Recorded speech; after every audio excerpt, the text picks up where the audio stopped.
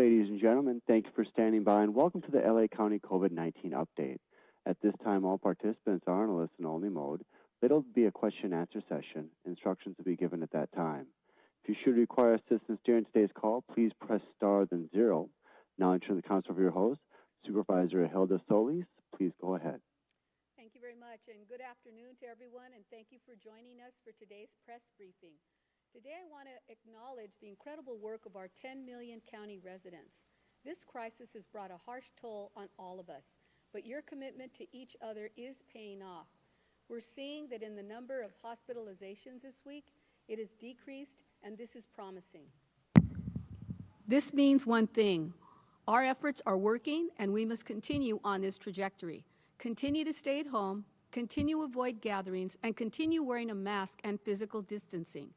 It does not mean that we can't resume our normal lives. Unfortunately, we are far from that. I thank you for meeting the moment and for your continued sacrifices to keep each other safe. Meeting this moment must also include making new healthcare investments in our community. There are many areas in the County of Los Angeles that are medically underserved. COVID-19 has made this more clear than ever. Southeast Los Angeles is one such region with over 11,000 cases to date. In fact, the city of Bell is in an area with the highest medical needs and the lowest primary care access rate in the county. That is why we're focusing our COVID-19 testing efforts there, with the testing site in the city of Bell and another in Southgate. It's also why I introduced a motion which the Board of Supervisors passed unanimously yesterday for the Department of Health Services to lease medical space to address health disparities in Southeast Los Angeles. At this new clinic, there will be a team of primary care providers, nurses, case managers, case navigators, and other caring professionals to provide care during COVID-19 and after the pandemic. Equitable healthcare access means getting treatment and care in one's community. I look forward to opening this exciting clinic with the hardworking staff of the Department of Health Services. Today, Dr. Ferrer will share information about one of the hardest hit groups in our community, younger adults. Younger adults still make up the majority of new positive cases, with 76% of new cases today occurring in people under 50 years old. Out of these cases, 54% of new cases were among people under the age of 30.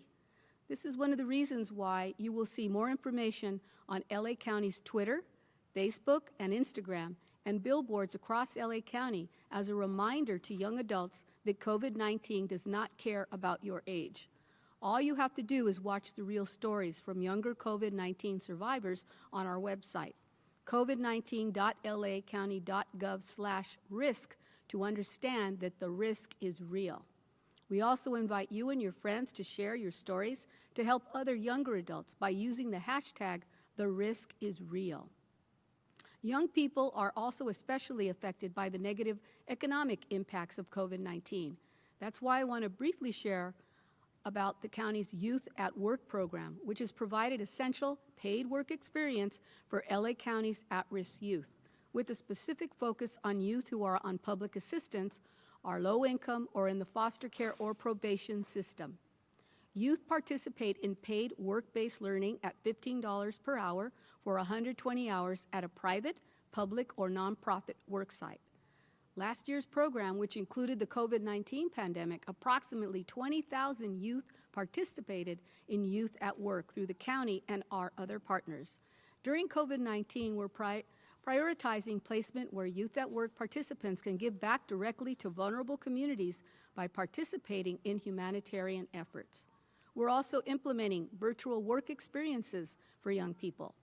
LA County youth ages 14 through 24 who are eligible to receive a school work permit may apply by going to workforce.lacounty.gov/youthatwork. Youth at Work is also a unique opportunity for employers to onboard subsidized, hardworking employees while shaping the future of our regional workforce. Employers can learn more at workforce.lacounty.gov/youthatwork. And lastly, I want to highlight another commitment by the county to protect public health in the face of the pandemic and continue to flatten the curve.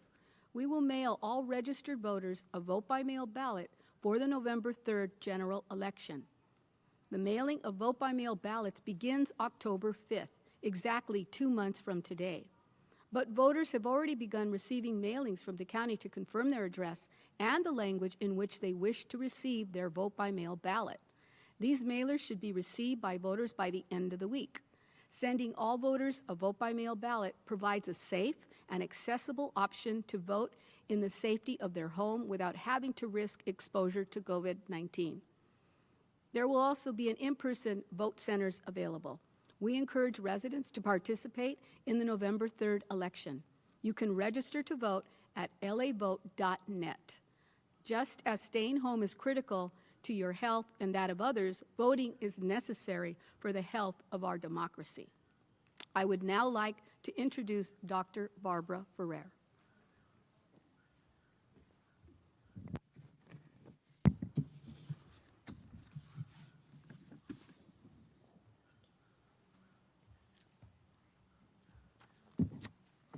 Thank you so much, Supervisor Solis and the entire Board of Supervisors. As we continue to see improvements in our data navigating this stage of the pandemic in the county, I am certain that your steadfast leadership has been instrumental in creating opportunities for all residents to get the support and care they need to navigate these days of COVID-19. And good afternoon, everyone. On Monday, I told you that I was cautiously optimistic about what our numbers are showing, particularly the information on declining daily hospitalizations. While that still remains true today, I continue to focus on the word cautious when I speak of the hope I have for where things could be headed. I also have to note, as we reported yesterday, that there have been significant issues with the state-reported data on cases, and this has led to an undercount of our cases for possibly the last 2 weeks. We don't exactly know the extent of the undercount, how small it is or how large it is, and continue to work with the state to get better information. And as I noted yesterday, we are creating a redundant system here in the county so that hopefully by the end of the week we can have an accurate count of new cases for LA County. While the missing data is troubling and it does hinder our efforts to monitor and reduce the spread of COVID-19, data sources that track other key indicators, including hospitalizations and deaths, are not affected by this reporting issue. And we do see somewhat positive trends in both of these data points. As we look to the future and we continue to plan our recovery, we must learn from our recent past, however, and we have to continue our vigilance in the face of this still new and dangerous virus. You'll recall that just a few months ago, we were in a much better place than we are now. And unfortunately, many of us thought that meant we could return to life as it was before COVID-19. And we, as a community, returned to a place where COVID-19 was spreading at even higher rates than it had been in the early days of the pandemic. The main difference this time was that the people driving the infection rate were younger than they had initially been. So today I want to take a closer look at what we're seeing among our younger residents. These are people between the ages of 18 and 49. And while this may seem like a huge and disparate swath of the population, they're actually very similar in terms of some of their behaviors. These are folks who are out in the workforce, and in many cases they may be shopping at our retail stores, enjoying the recreational venues that are open, and socializing with people outside of their household. This is also the age group that's most likely to be attending the large parties that we keep seeing on our screen. Gatherings of people from different households are such a bad idea at this point in time, particularly when this is happening just as many have expanded the number of their contacts with others because they are back at work or they are going out shopping and they're eating out. Gatherings are simply not allowed at this point under the health officer order because they create a lot of risk for transmission at activities that really are not essential. And these parties and gatherings with people not in your household hurt all of us as we try to reduce our case rates so we can get our children back to school and get other adults back to their jobs. We ask that everyone make good decisions. Don't host large parties, and don't attend a party if you're invited. It isn't worth the risk you run, and it certainly isn't worth the risk you're creating for our collective recovery journey. I do get a lot of questions about enforcement and why we aren't doing a better job shutting down these large parties and closing businesses that are out of compliance. We are working hard, and we're responding to thousands of complaints each week that are related to noncompliance. We use many different tools, and we get help from other regulatory agencies and, when appropriate, from law enforcement to educate and enforce existing orders. I do think an equally important question to ask is why so many people are willing to put our entire community at risk during this unprecedented pandemic. One thing for certain is that we will not be able to arrest our way out of the pandemic. We're only going to get through this with everyone doing their part. Today, in the vein of providing information about how to best do your part, I want to start by updating you on what we're seeing among our young people at our colleges and universities, and then share with you our new protocols for reopening at colleges and universities. I also want to update you on elementary school waivers that we previously mentioned and our youth sports. But I'm going to start with today's update. I'm really sad to report 68 additional deaths today. 23 of the people who died are over the age of 80, and 17 people who passed away had underlying health conditions. 24 of the people who died are between the ages of 65 and 79, and 20 people who passed away in this age group had underlying health conditions. 17 people who died are between the ages of 50 and 64, and 13 of these people had underlying health conditions. 3 people who passed away are between the ages of 30 and 49, and 2 people in this age group had underlying health conditions. There's 1 death that's reported by the City of Pasadena, and for more information, you can go to cityofpasadena.net. This brings the total number of deaths to 4,825 across LA County. And to those families who are grieving, we grieve with you. These are such tragic and untimely deaths, and they're such a loss for our entire community. 92% of the people who have passed away from COVID-19 had underlying health conditions. For the 4,520 people who passed away where race and ethnicity has been identified, 49% are Latinx, Latinos, 24% are white, 15% are Asian, 11% are Black, slightly less than 1% are Native Hawaiian or Pacific Islander, and 1% identified with another race or ethnicity. We're reporting 2,347 new cases today, but again, a note of caution that this is likely to be an undercount. This does bring the total number of cases in LA County to 197,912.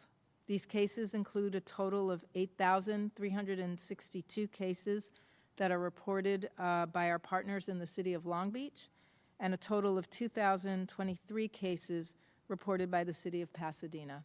Both cities have independent health departments. We're also reporting a total of 1,178 confirmed cases amongst people experiencing homelessness.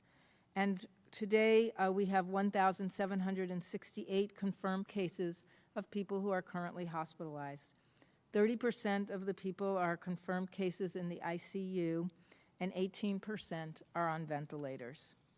We have investigated a total of 1,333 residential congregate settings and non-residential settings with at least 1 confirmed case of COVID-19.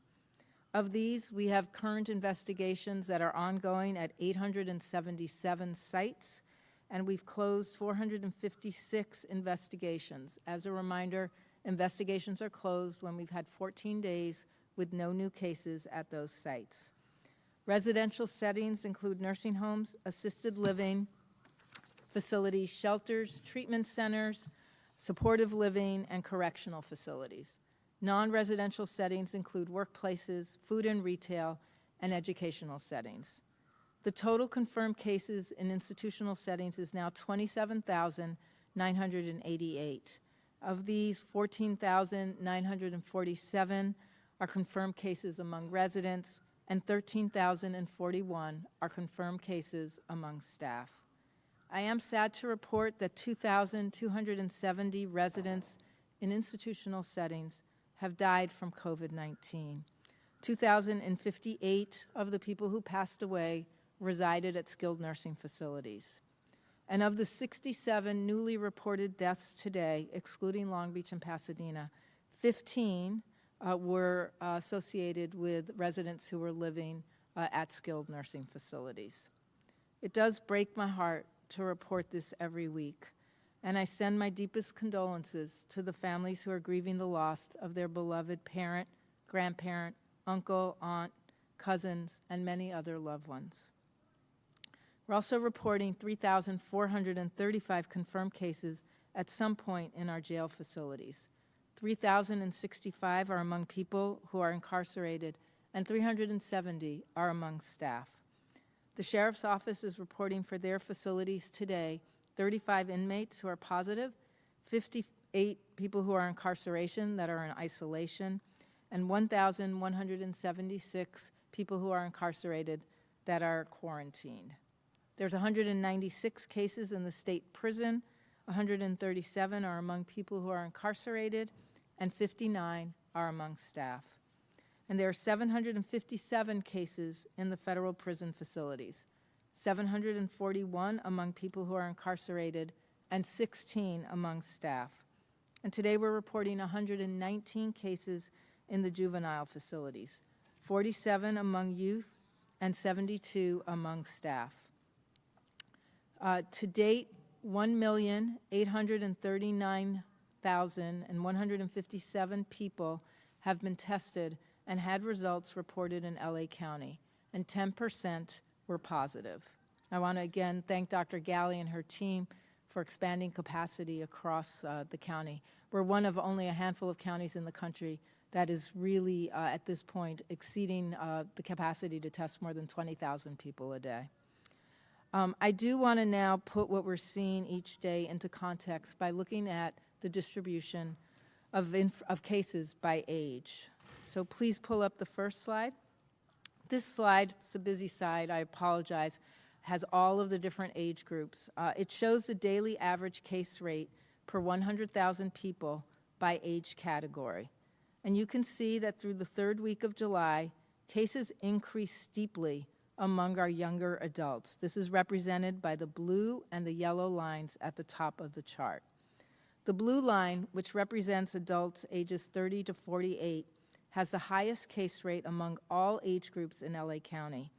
Since the beginning of June, case rates for this group nearly tripled to a high of 1,122 cases per 100,000 people on July 24th. The yellow line, which is just below the blue line, represents the younger adult group, and this is people aged 18 to 29. And case rates for this group quadrupled from June 9th through the end of July, as these case rates skyrocketed from around 200 cases at the beginning of June to a peak of 882 cases per 100,000 people on July 23rd. This explosive growth in cases shows that these two age groups continue to drive new infections here in the county, and they're making up the bulk of our new cases. Our most recent data shows that people of the ages 18 to 49 comprise 60% of new cases, with 30 to 49-year-olds driving most of that. The next slide, please. Patients aged 18 to 29, as seen with the yellow line, sort of in the middle part of this graph, now account for more than twice the proportion of all hospitalizations than they did in April. They now match the rate, as you can see with the brown line, of people who are aged 80 and older. And people ages 30 to 49, that's the green line on this chart, account for 1 out of every 4 hospitalizations in the county. By comparison, hospitalizations for those 80 or over have fallen by half since the peak in April. Again, that's our brown line. The next slide. Though we saw an increase in hospitalizations among our younger residents, our older residents were tragically the ones who continued to die as a result of COVID-19.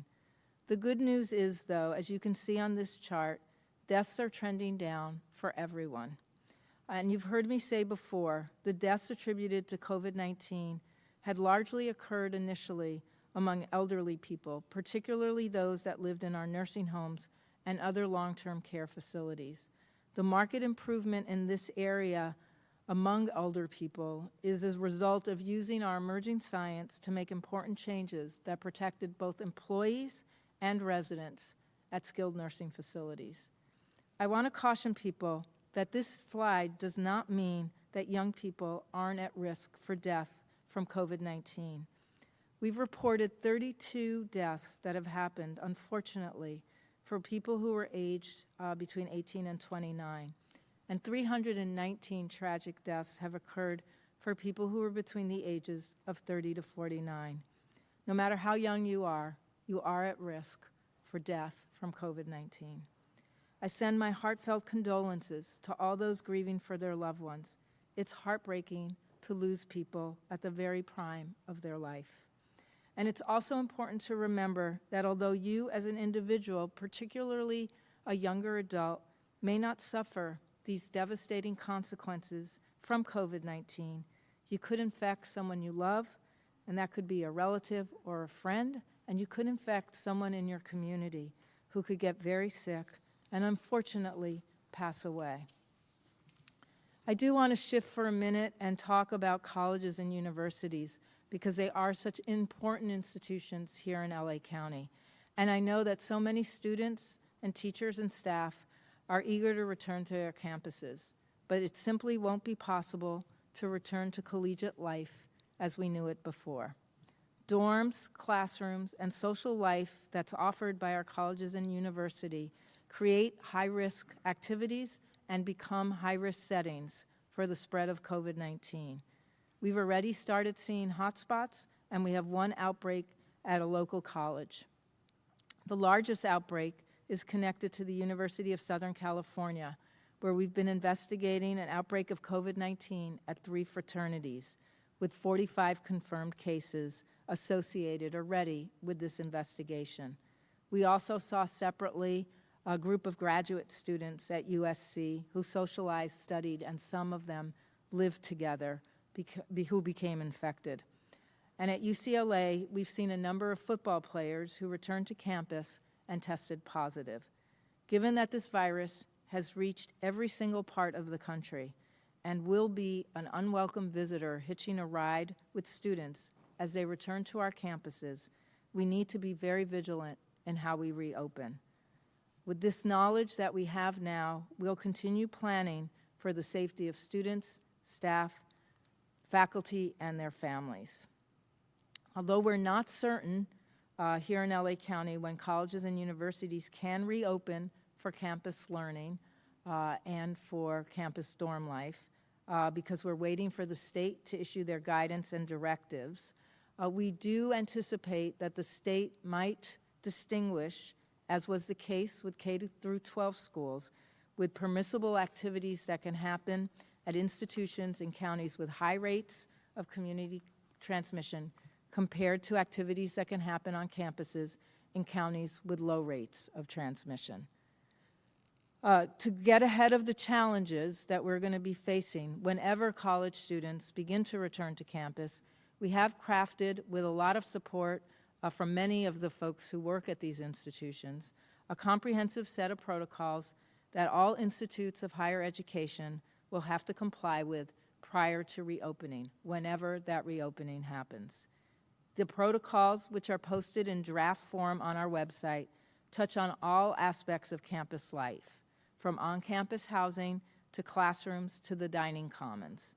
But the common thread is that colleges and universities, like all other workplaces and places in our community, will have to step up their infection control practices, including the regular sanitizing of common spaces, consistent use of face coverings in all parts of the campus, and the reconfiguration of campus spaces, including dorms, to enable appropriate physical distancing.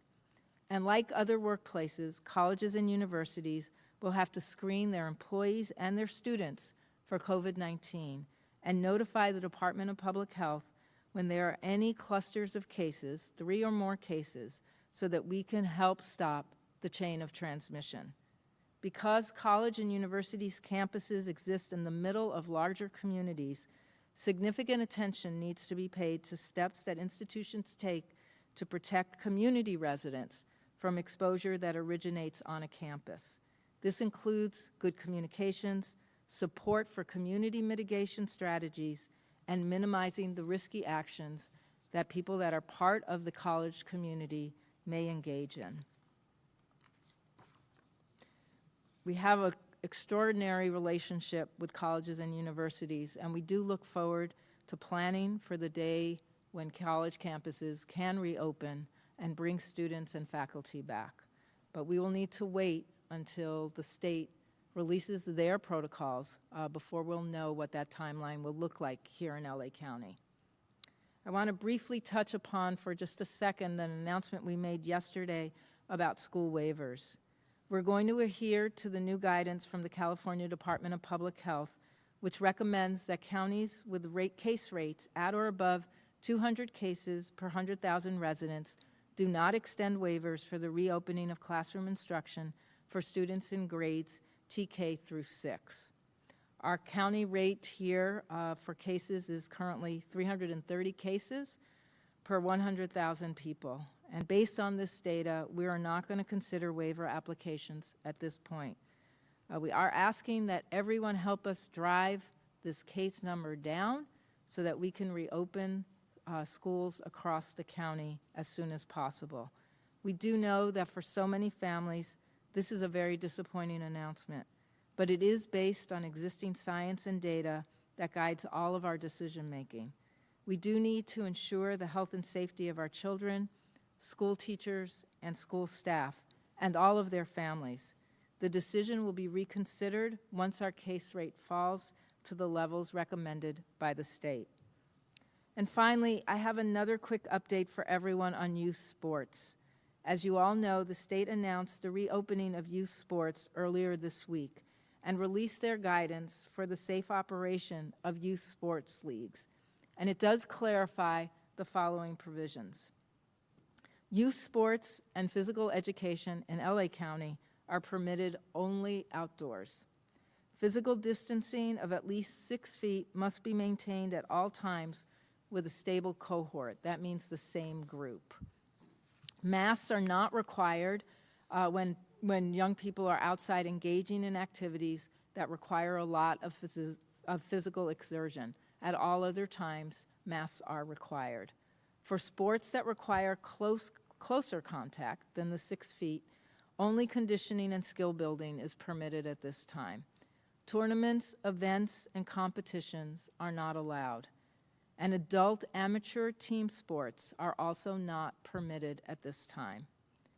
We all know by now that COVID-19 affects all of us and can hurt us, make us sick, regardless of our age. It also causes a ripple effect that ends up infecting many of the people we love. A young person that goes to a party can then go back home or to work and infect parents, older relatives, or people with underlying health conditions, causing them great harm. Too many cases here in our county, and we aren't able to reopen our schools and get people back to work. So I really like to encourage everyone, especially younger adults, to think about this when you're deciding whether to see a group of friends at a party or whether you can stay home and visit with your friends virtually. We can and will one day get to the point where hanging out with a group of friends is completely possible, but we're not there yet. And we need everyone's cooperation if we're going to get to that place. We need to be together in creating this new normal that allows us to get to the other side. And now I'll turn this over to my colleague, Dr. Christina Galley, who will provide updates from the Department of Health Services. Thank you.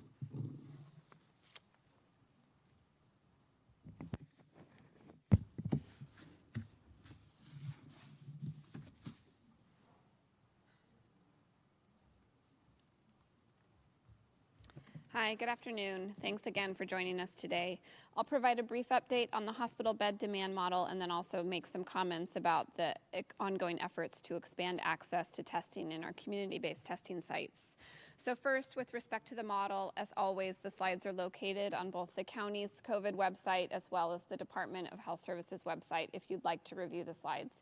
And they're available there in both English and Spanish. As of last week, we are now definitively seeing a gradual downturn in the number of new hospitalizations. This week, it's clear that the number of new patients with COVID-19 that are being hospitalized at public and private hospitals across Los Angeles County every day is decreasing slightly. The number of new daily cases requiring hospitalizations is starting to approach the lower numbers that we were experiencing in May, a couple of months ago. The number, or R, that we refer to is now estimated to be 0.91 with a confidence interval that ranges from 0.83 to 0.99. This is virtually unchanged from the R that we reported in the model last week, which was reported at 0.92. We also continue to project that the county will have sufficient beds in the hospital to care for patients, both those with COVID-19 as well as those who require hospitalizations for other diseases and conditions. The number of available currently staffed ICU beds that are available right now at this time, which is always our tightest resource across the county, also appears to be adequate to be able to care for those people who require that higher level of intensive care over the next 4 weeks. However, as always, if transmission changes dramatically or starts to go up, then we would see an increased stress on overall hospital beds as well as ICU beds, and that number of ICU bed capacity could become inadequate and would require hospitals to implement their surge and disaster plans. This data overall is very encouraging, but we must remember that it reflects what was happening 2 to 3 weeks ago in our communities, and it could change based on the activities and practices that people take today. We can expect these positive trends to continue only if we remain vigilant with following the same public health practices that allowed us to experience the decline in the first place that we're now seeing. There are a couple of conclusions to draw from this data that we're sharing and that is available on the slides. First, just please be reassured that the hospital system continues to be able to care for you. If you have COVID-19 or if you have other conditions that require emergency level or hospital level services, the hospitals are there, they have available beds, and they are safe places to go for care. The second is just a reminder that your actions and the things that you do every day absolutely have the power to change the trajectory of this pandemic. Our use of facial coverings and masks, physical distancing, staying at home when sick, all of this results in less community transmission. We absolutely have the power to control this virus. It would be a mistake to conclude, though, that now that hospitalizations have begun to decline, that it would be okay to lighten up and let up on these practices. We've seen this trend before, and when we do so, then those hospitalizations and those case rates, and sadly the deaths, start to climb. We cannot let us have the reassurance that moves us to the point of complacency. The virus is very capable of spreading. It is just as capable of spreading today as it was several weeks ago, and it will continue to spread if we give it a chance to do so. As Dr. Ferrer shared just a few minutes ago, we have seen a shift in the cases such that a younger population is increasingly getting infected and reported in the case rates. We are seeing this in our hospitals. Young people, including people I will mention with absolutely no underlying health conditions, are presenting to the emergency department unable to breathe. It is certainly not true that all young adults require hospitalization. They don't. All young adults don't require mechanical ventilation, and the vast majority certainly will recover. However, no one is invincible. And the common understanding that I think was apparent and broadly believed at the beginning of the pandemic, that this was a disease or a condition that affected only the elderly or only individuals with underlying medical conditions, is simply not true. While medically fragile individuals do seem to bear a certain vulnerability to the virus and are subject to more serious outcomes of the virus has also proven that it's very capable of spreading among any population, and that it can absolutely affect young, healthy individuals, including those who have no medical conditions of any kind. The more widespread the virus is, the more it's transmitting in our community, the more daily exposures a person potentially has, the higher the risk that any of us have of getting infected and potentially experiencing a serious outcome. It is up to all of us to work to prevent this and to safeguard all of our collective health. Shifting now briefly to testing, and then we'll open it up for questions. As a result of the department's efforts and the county's efforts to increase testing access over the past several weeks with, as I've mentioned before, a focus on particularly vulnerable populations, including low-income communities and communities of color, as of this week, the county-supported testing sites will have the capacity to test now up to 55,000 individuals per week. This is a significant increase from the previous number a couple of weeks ago of 40,000 county-supported testing slots per week.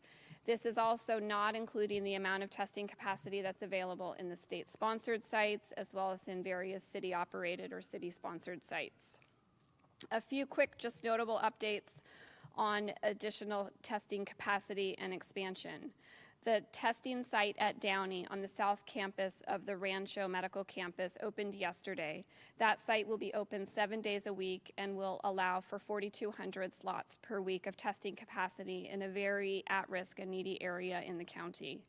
The testing site that's located on the Charles Drew campus in South LA in Willowbrook has relocated just across the street to the Martin Luther King Jr. Medical Campus on the same general area.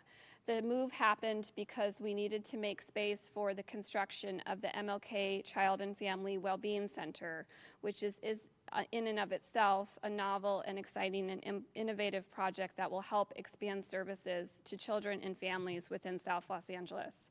That testing site is still available. It still has the same capacity. It has only just moved right next door. Additionally, 4 new county-supported testing sites operated by OptumServe will begin to offer appointment availability later this month. Those include sites in Compton, Florence Firestone, Azusa, and MacArthur Park. There will be specific launch dates in the future that will be posted in the county.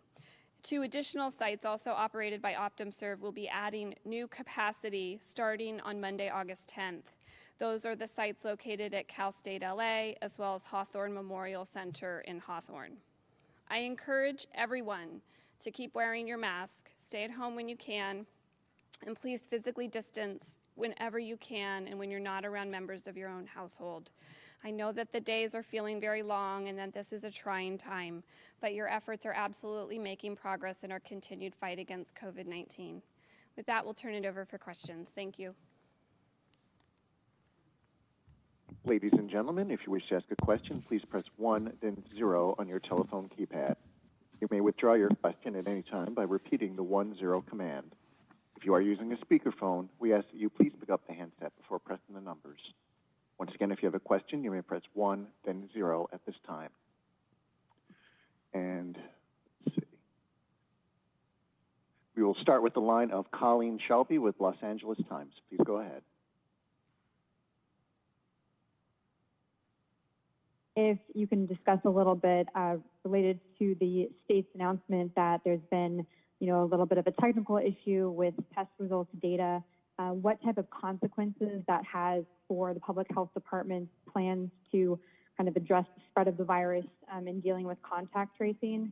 I'm also wondering if you can briefly explain how the county is retrieving information pertaining to hospitalizations, since the county has said previously that the tech issues are not related to the hospitalization data.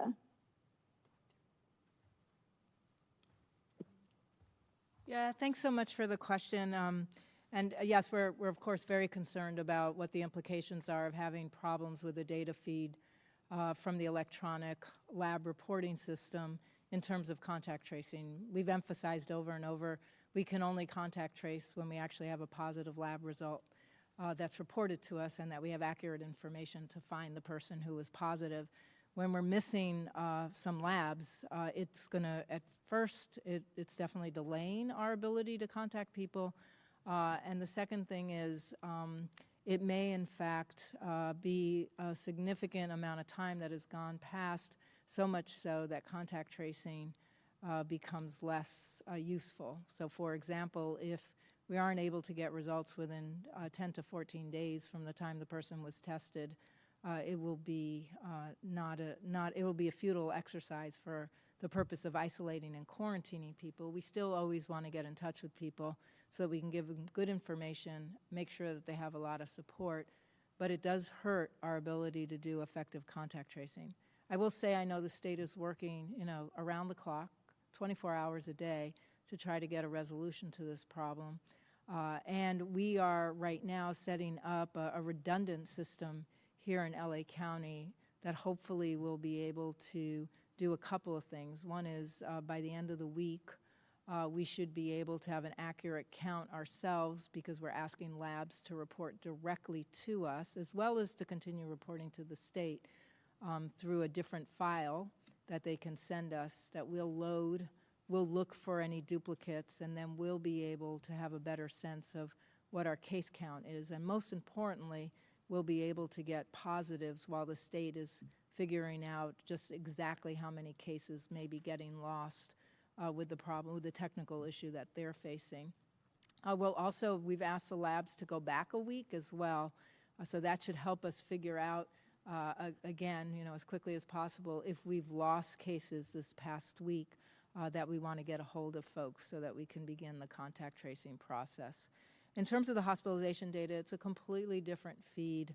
It's coordinated a very different way. Hospitals report, again, directly into a system.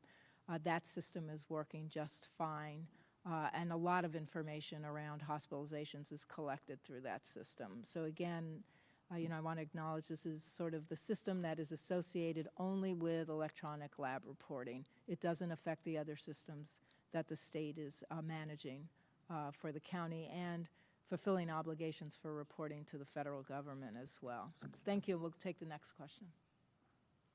Thank you. And as a reminder, please limit your questions to one and one follow-up. We'll now go to the line of Claudia Teixeira with KNX News Radio. Please go ahead.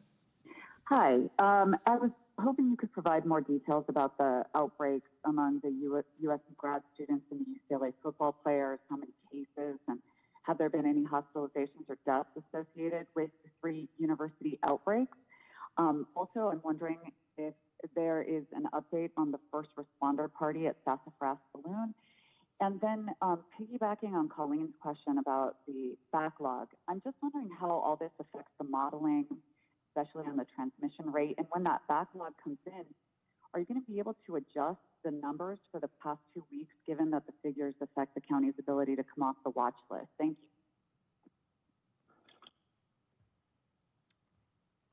I'm going to answer some of them, and then Dr. Galley is going to really talk about how these delays or, sort of not having incomplete data affects the modeling.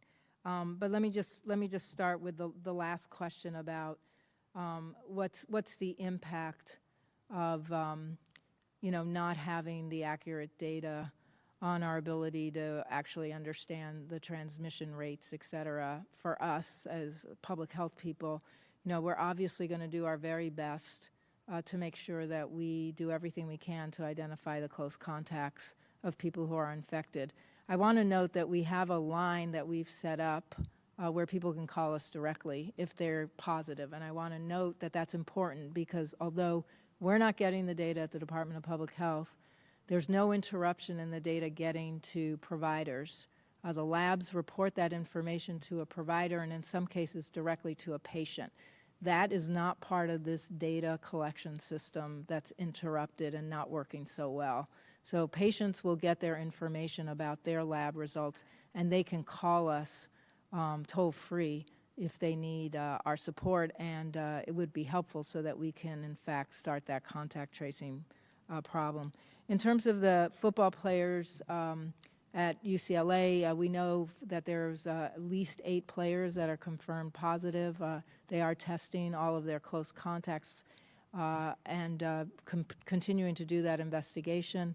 We're helping with that, and we continue to make sure that everybody who is a close contact is quarantined, and all of the players who were positive are in fact isolated for the full 10 days. And the question about the first responder party. I'm not sure, we haven't really verified who was at that party. I do know there's ongoing investigations. Our inspectors have been out there. That bar is closed and was only open for that one instance for a private party, and they remain closed. I know that the Alcohol and Beverage Commission is also investigating, as well as folks from the city of LA. So I think these are ongoing investigations.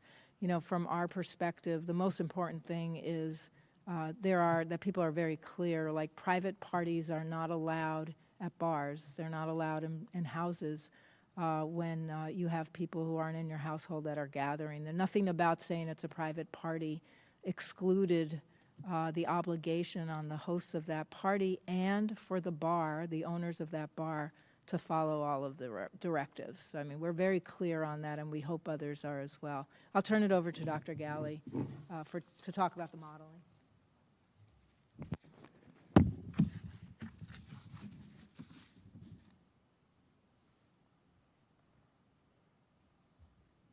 Hi, so with respect to your question on the model, for the hospital bed demand model, it does not rely on any input of case data in the county or from the state. So how the model is developed is that it relies on hospitalization data. We do believe that the hospitalization data that we are using in the model is correct, and it is not in any way affected by these other data issues. But the model was built that way because that hospital it's to start with, it's projecting hospital bed demand, so it's the logical input. But also, it's then not subject to some of the challenges of case rate data. Case rate data obviously never perfectly represents the total case rate because that depends on how many people are being tested. And so in the absence of knowing what the true case rate is, which would require perfect testing, there's a lot of challenges with using that as a model input into the data. So because we aren't dependent on that as an input and rely only on the hospital bed data for development of the projections on hospital bed demand, it's entirely unaffected by the challenges in the CalReady system. We'll take the next question. Thank you. Our next question will come from the line of Phil Schuman with Fox 11. Please go ahead. Hi, Dr. Ferrer. Going back to what you were just referring to about parties are clearly not allowed. What also seems clear is that there is no enforcement for those who willingly violate the rules, such as that huge mansion party on Monday night on Mulholland. Who specifically is responsible for enforcing your emergency orders, and why hasn't that been done? Yeah, thanks. It's a great question, and I know we've been trying to answer it for the last few days, and I sense the dissatisfaction with the answer. I want to start with the place where I think the most important obligation rests, and that's with the hosts of the party. We're a really large county, and private parties can happen everywhere and do happen in so many different locations.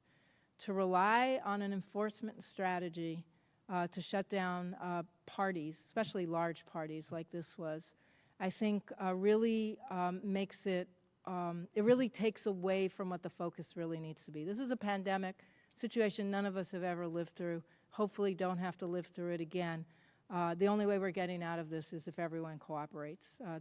There is no single enforcement strategy that's going to get us to the place where we're going to be able to shut down activities that people continue to do in defiance of what I think at this point, forget about the order, what I think is logical and sensible. You're putting yourself and other people at grave risk when you're going to that party. We have a lot of community transmission. Dr. Galley has talked about it, I've talked about it, Dr. Davis has talked about it.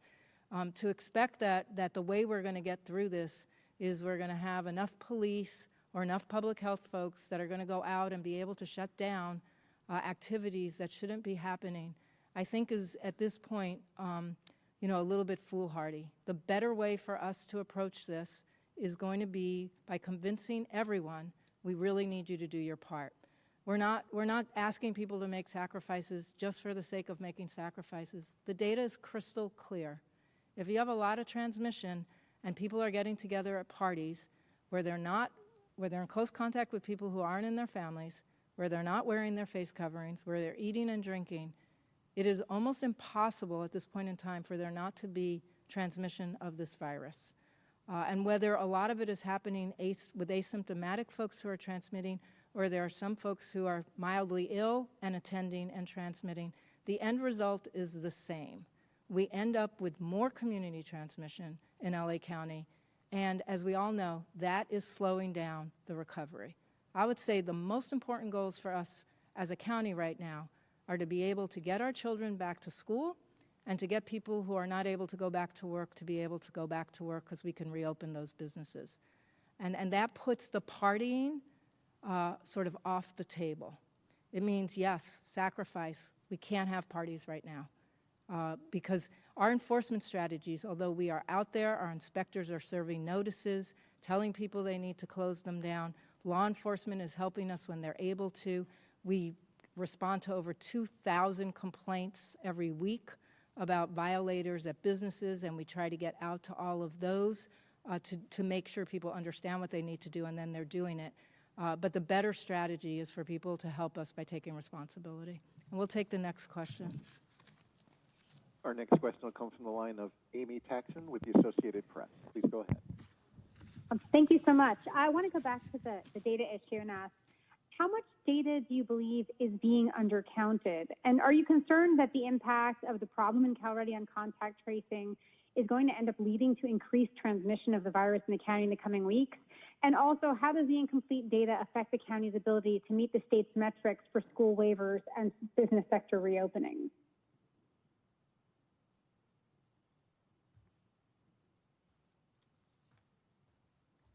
Thanks so much. Very thoughtful questions. And I think we are very concerned about what the impact may be on contact tracing moving forward. That's why I know the state is working really hard, as are we, to set up a different system for right now so that we can get right back to contact tracing as quickly as possible. I know that our contact tracing system isn't perfect, but we've reached almost 200,000 people through that contact tracing system, so we absolutely need that system to be able to be as robust as possible and continue in as uninterrupted a way as we can. And I do want to note, the issue right now is not that we get no cases, because you saw today we were reporting on 2,300 new cases. So the issue just is that the feed is not 100% complete, and nobody's really sure how many cases are being dropped. So we will continue to do our best with all of the cases that we do know about and make our best efforts to contact those people quickly and then get in touch with their close contacts. But we are really worried about the fact that we're losing some cases, and that may in fact result in some small increases in transmission in the weeks ahead. We are urging people to call us if they know that they're positive, and we haven't called them, as a way for us to, again, try our best to get in touch with folks who are positive so that we can do that interview. And I think the other question was, what's the problem now if we don't have good data around being able to meet any of the waiver requirements or issue waivers? And the state is also aware of that, and they've kind of put a pause on updating the list, the data monitoring list that they use for counties until we fix the problem with the undercount. Because it's an undercount, it really just for us means that we know we still have a lot of work to do, because we're still seeing a lot of cases here, and we still can do a lot of work to bring down our transmission rate. But the state has put a pause on really updating the monitoring list on their website while they fix the problem that they're having with an accurate count of the number of new cases. We'll take the next question. Next question will come from the line of David Rosenfeld with LA Daily. Go ahead. Hi, and thanks so much. I wanted to ask an overall question. Going back to May and June, in that time frame, when we were asking you when you thought we could reopen, you said that shutdowns were sort of a blunt instrument, and we would need to rely on other tools like contact tracing and robust testing. But given our experience in the past month, I wonder how you look at that now, and what is your realistic time frame for opening? Today I think the language was just to expect this to go on longer. So are we waiting for new treatment or a vaccine? Is that really what we're looking at as far as reopening? And if not, how will we go about reopening differently so that we don't have the same outcome? Thank you. Thanks so much for that question. I think last week I really talked about the fact that we're hopeful if we can think about 3 new C's that we all get to do together. It's containment, compliance, and collaboration. And that may be the way we thread the needle, because you're absolutely right. We are threading a needle. We are trying to both go on our recovery journey, which means reopening, and keep our case count as low as possible. Those 3 strategies, I think, give us a lot of hope. Containment is the strategy we just were talking about when we're referring to making sure that we're able to contain the virus by noticing who's positive and asking those people and their close contacts to take themselves out of circulation. That relies on testing and isolation and quarantine. So that containment side of the house has to be very, very strong. Dr. Galley just announced that we have testing capacity of up to 50,000 tests a day. That takes care of making sure that people who need to get tested will be able to get tested in this county. And we have dramatically increased our capacity to do contact tracing. We're trying some new things, incentives, partnerships with community organizations so that we can build more trust around our system. But that side of the house is really, really important when you don't have a stay-at-home order. A stay-at-home order keeps everyone at home. Containment strategies really try to identify those people who are most likely to pass on the infection and ask them to appropriately stay at home. The other side of the house is the compliance side, and we've talked a fair amount about that today. Compliance for us means a couple of things. The first thing is that people understand that the health officer orders are directives and that we spell out for every sector what you need to do in order to create as safe an environment as possible for workers, for residents, and for visitors. Those could be customers as well. That side has to be really, really in place as well. And I know people think about compliance as only being enforcement. I think about compliance as being everyone's ability to do their part. That's what compliance means for me. You know what you need to do, and you're able to do it. And we support you as much as we can in doing the right thing. And the last is the collaboration. It takes a lot of collaboration for us to get to the other side. We need to speak with one voice. We need to be united around the goals, not just in terms of the elected officials working well with public health officials, but I mean our partnerships with our residents. Those need to be strong. I think LA County is known for our ability to come together, do things that are tough, and accomplish our goals, and that's why I remain hopeful that we can do this if we do those 3 C's, containment, compliance, and collaboration, without having to go back to shutting everything down. It doesn't mean that shutting everything down is off the table. It means that we have some tools and we think they'll work if we all, are part of this team trying to make it all work. We have time for one more question. We'll go to the line of Jim Roop with Westwood One News. Please go ahead. Thank you very much. Hi, Doctor. With all due respect, an aggressive enforcement strategy is not foolhardy. People cooperate and comply, not necessarily because they want to cooperate and comply, but because they know there are consequences if they don't. That's how laws are followed. That's how your kids behave in the public. So if the police were to shut down that party, to dovetail off of Phil's question, that probably, first of all, the young lady who was killed would not have been shot later on in the morning, and that possible super spreader event would have been eliminated. No wonder people are frustrated, angry, frightened, and rebellious because they don't really know what's going on. There is no real strategy to stop this thing other than we're told we all should cooperate. When you sit around the office with everyone, what do you say needs to be done? There has to be an enforcement strategy. It has to be aggressive. People won't cooperate just because. What are your thoughts on that? Yeah, thanks a lot. And I'm absolutely in favor of an enforcement strategy, and we do have an enforcement strategy. We work both with our state partners, our local partners, to do the best we can on the enforcement side of the house. So what I think is foolhardy is to rely on enforcement as being the way we're going to make sure that everyone complies. And we probably just disagree on an assessment about what motivates people to do the right thing. I'm a firm believer that people can be motivated to do the right thing when they have good information about the kinds of decisions that need to be made to protect themselves, the people they love, and the community they live in. And from public health, we're going to continue to make sure that people have that good information. Some of our biggest successes that have happened in public health have been about putting in place systems that make it easier for people to do the right thing. That includes, having people use their seatbelts, having people have access to safe water, having people have access to clean air. But we do have regulatory mechanisms, so I appreciate your question, because in all of these instances, we have regulatory mechanisms that make it much easier for there to be compliance.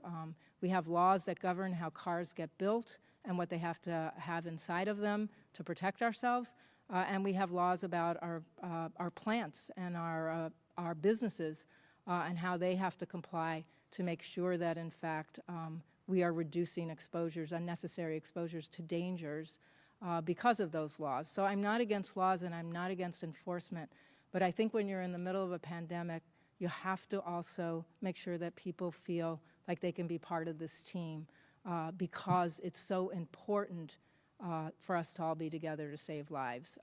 And we, as I've said, there's enforcement happening. We issue citations on a regular basis. You've seen us close businesses down. We're not against enforcement. I feel very strongly that this is a situation where we cannot just rely on enforcement, and we're going to need to make sure that compliance happens because we all decide this is the most important thing we need to do right now. And now we'll go to remarks in Spanish, and starting with Supervisor Solis.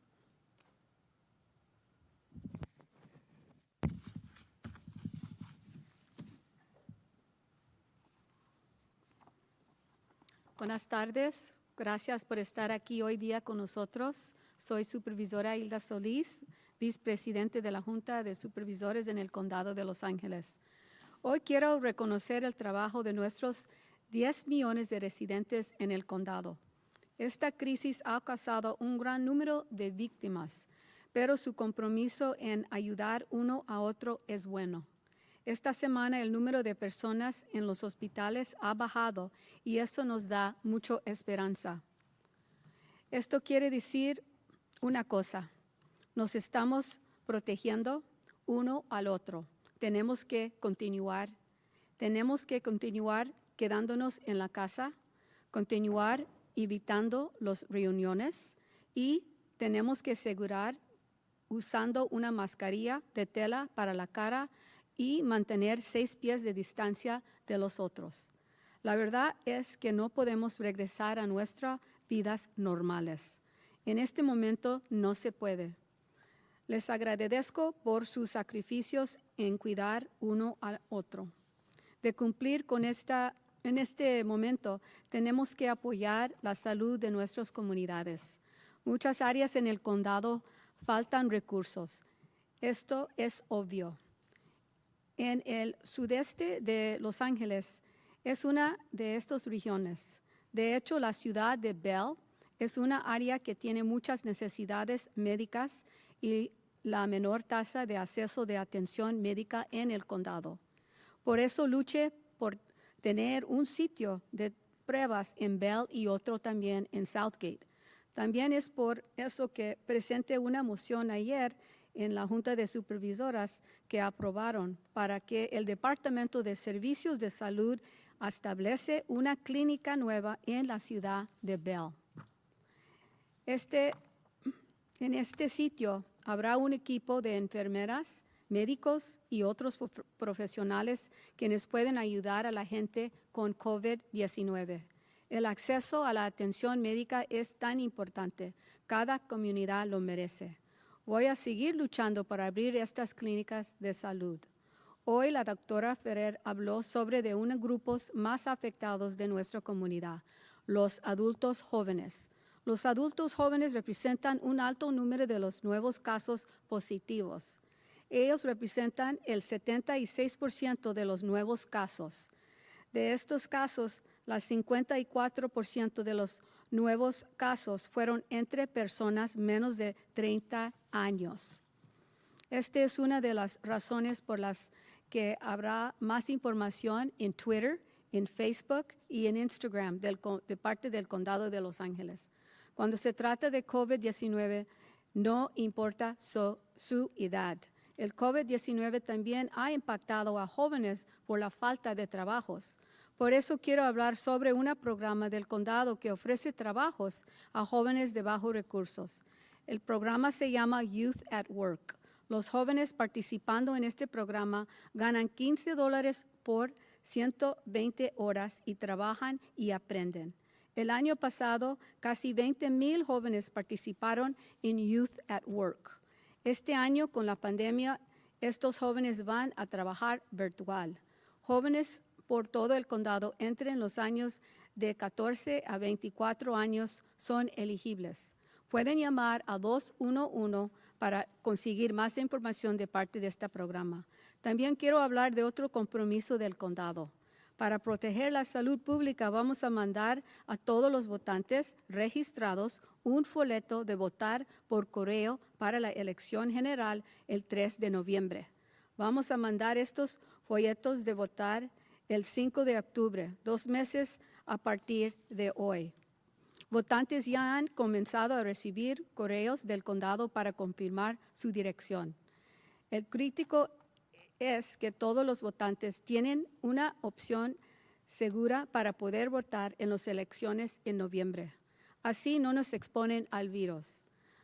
Anímanos a los votantes a participar en esta elección para mandar un folleto de votar por correo.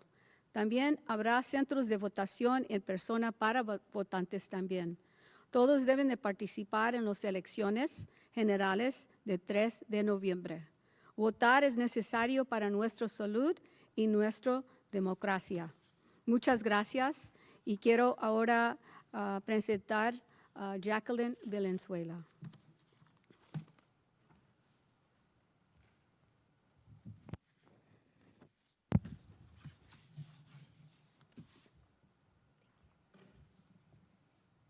Buenas tardes.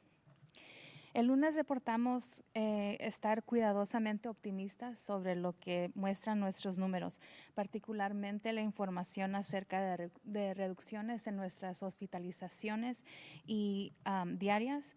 Mientras esto sigue siendo cierto, hoy continuamos enfocándonos en la palabra cuidadosamente en cuanto hablamos de la esperanza que sentimos. También tenemos que tener en cuenta, como informamos ayer, que han habido problemas con los datos informados por el Estado y que ha llevado a un recuento insuficiente de nuestros casos durante posiblemente 2 semanas.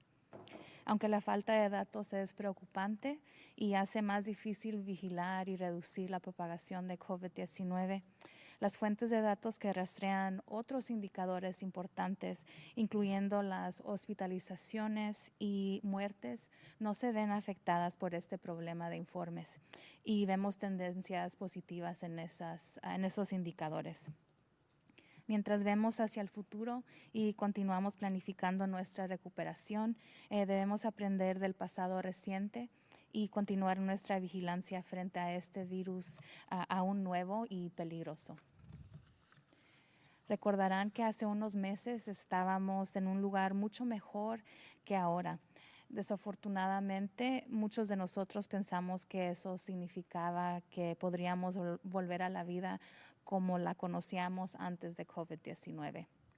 Y como comunidad regresamos a un lugar donde COVID-19 se estaba propagando a una tasa más alta de lo que vimos en los primeros días de la pandemia. La principal diferencia esta vez fue que las personas que estaban conduciendo el aumento en la tasa de infección eran mucho más jóvenes de lo que habían sido inicialmente. Así que hoy compartiremos lo que estamos viendo más de cerca entre nuestros jóvenes adultos y adultos mayores, es decir, las personas entre las edades de 18 y 49 años. Mientras este rango de edades puede parecer enorme y muy diferente, en realidad son muy similares en términos de sus comportamientos. Estas son las personas que son parte de la fuerza laboral y en muchos casos pueden estar haciendo compras, disfrutando de lugares recreativos que están abiertos y socializando con personas fuera de su hogar. Ese también es un grupo de edades importante, ya que vemos reportes de grandes fiestas.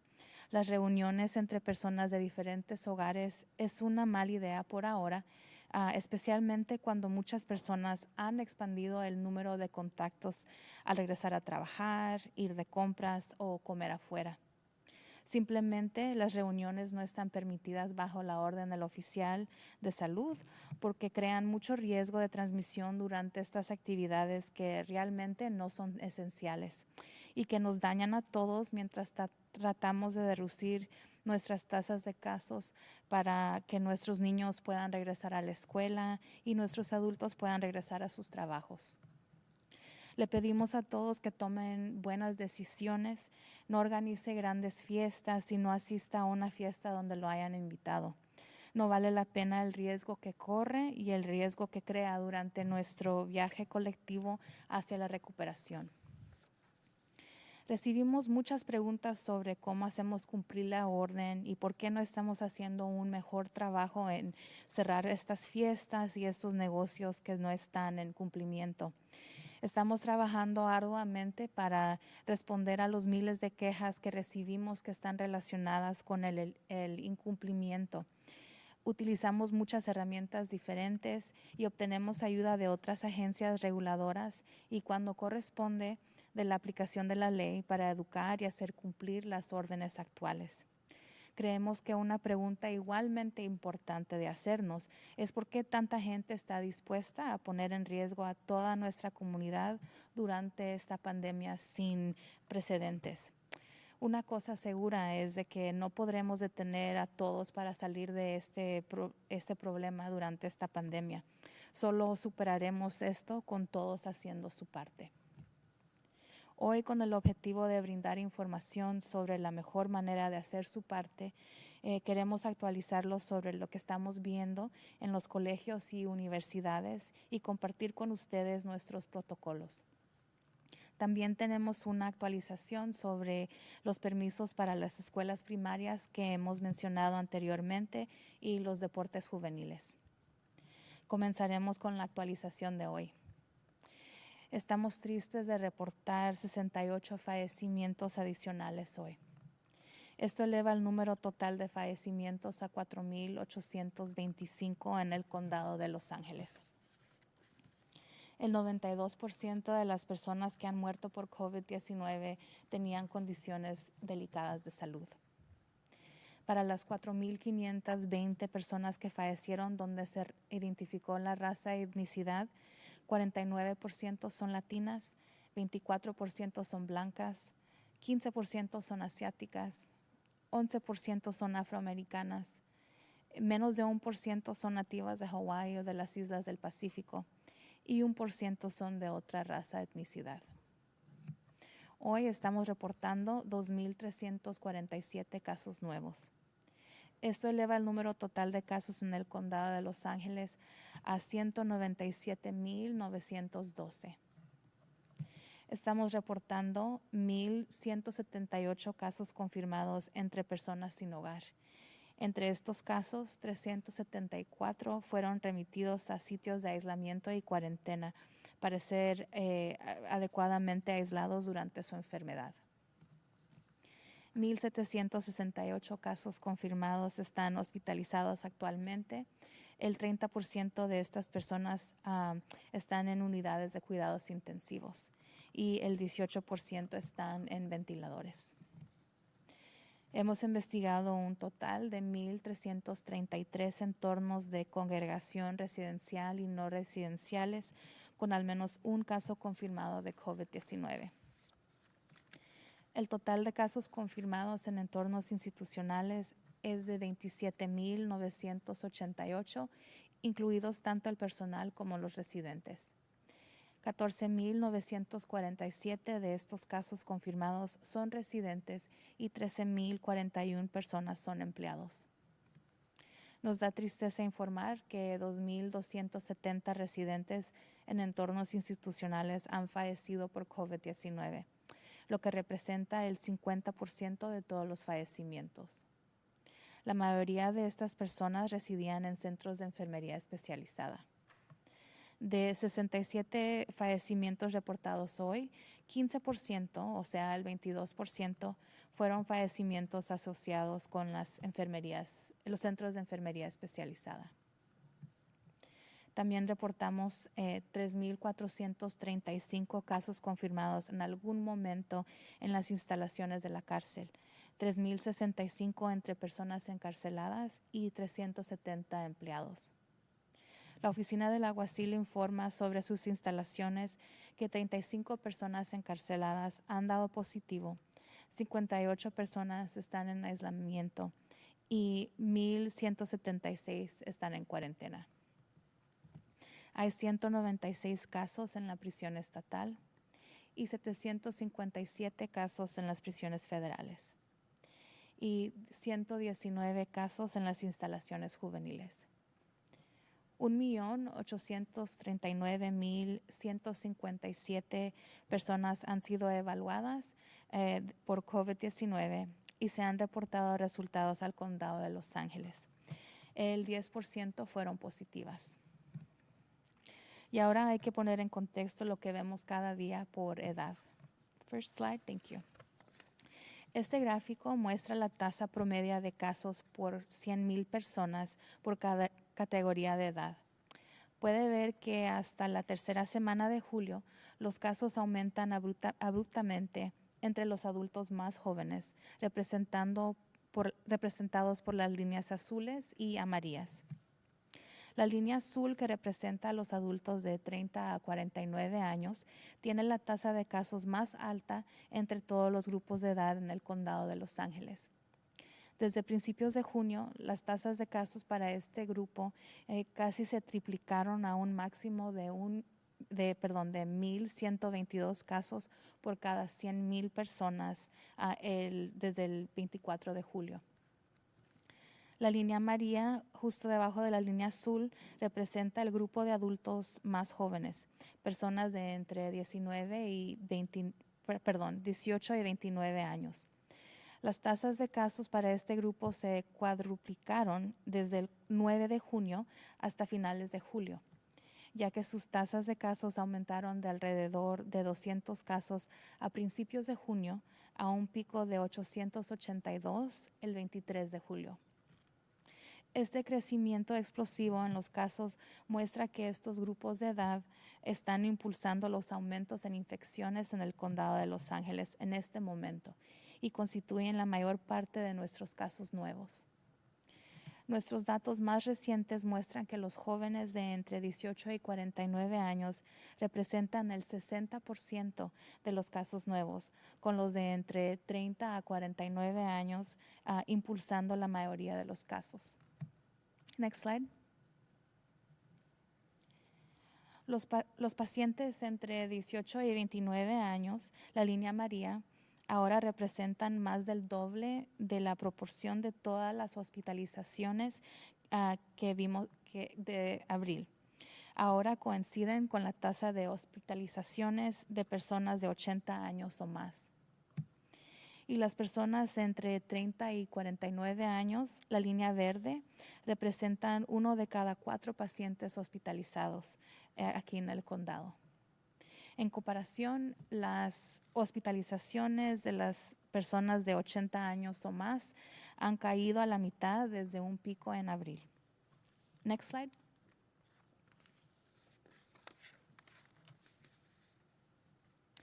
Aunque vimos un aumento en las hospitalizaciones de nuestros residentes más jóvenes, nuestros residentes mayores fueron los que trágicamente continuaron muriendo como resultado de COVID-19. La buena noticia, sin embargo, como puede ver en este gráfico, es que los fallecimientos por lo general están disminuyendo. Como hemos dicho antes, los fallecimientos atribuidos a COVID-19 en mayor parte fueron entre personas viviendo en hogares de ancianos y otros centros de atención a largo plazo. La notable mejora en esta área es el resultado del uso de la ciencia para realizar cambios importantes que protegen a los empleados y a los residentes en los centros de enfermería. Queremos advertir que esto no significa que los jóvenes no corran riesgo de morir por COVID-19. Reportamos 32 fallecimientos trágicos de personas entre las edades de 18 y 29 años y 319 fallecimientos entre personas de las edades de 30 a 49 años. No importa cuán joven sea, uno está en riesgo. Y también es importante recordar que aunque usted como individuo no sufra grandes consecuencias debido a COVID-19, podría infectar a alguien que ama y a su familia o amistad, y ellos se podrían enfermar gravemente y hasta morir. Y ahora también queremos informar acerca de los colegios y universidades, que son instituciones tan importantes en nuestra comunidad. Sabemos que muchos estudiantes y personal están ansiosos por volver a su vida en su escuela, pero simplemente no será posible volver a la vida universitaria tal como la conocíamos. Los dormitorios, las aulas, la vida social que ofrecen nuestros colegios y universidades son entornos de alto riesgo para la propagación de COVID-19. Ya comenzamos a ver zonas críticas y un brote en colegios y universidades locales. El brote más grande está conectado a la Universidad del Sur de California, USC por sus siglas en inglés, donde estamos investigando un brote de COVID-19 en 3 fraternidades. Hay 45 casos confirmados de COVID-19 asociados con esta investigación. También en un caso separado vimos un pequeño brote entre estudiantes de USC que socializaban, estudiaban y podían haber vivido juntos. Y en UCLA vimos que un número de jugadores de fútbol americano que regresaron a la escuela dieron positivo. Con este conocimiento necesitamos continuar planificando para la seguridad de los estudiantes, el personal y sus familias. En este punto no estamos seguros de cuándo los colegios y las universidades del Condado de Los Ángeles puedan reabrir para el aprendizaje en el aula. Estamos esperando que el Estado emita su guía y directivas que puedan distinguir, como fue el caso con las escuelas de kinder al 12 grado, que actividades permitidas puedan suceder en las instituciones en los condados con las altas tasas de transmisión comunitaria en comparación con los condados con bajas tasas de transmisión. Para adelantarnos a los desafíos que enfrentamos cada vez que los estudiantes universitarios comiencen a regresar a la escuela, hemos creado protocolos comprensivos que todas las universidades y colegios de educación superior deberían cumplir antes de reabrir. Los protocolos publicados en nuestro sitio web tocan todos los aspectos de la vida en la escuela universitaria. Como todos los demás lugares de trabajo, los colegios y universidades deberán intensificar sus prácticas de control de infecciones, incluida la desinfección regular de los espacios comunes, el uso constante de cubiertas de tela de cara en todas las áreas de la escuela y en la reconfiguración de los espacios, incluyendo dormitorios para permitir el distanciamiento físico. Y al igual que otros lugares de trabajo, los colegios y universidades tendrán que evaluar a sus empleados y a estudiantes para COVID-19 y notificar al Departamento de Salud Pública cuando ocurran grupos de casos para que podamos ayudar a detener la transmisión del virus.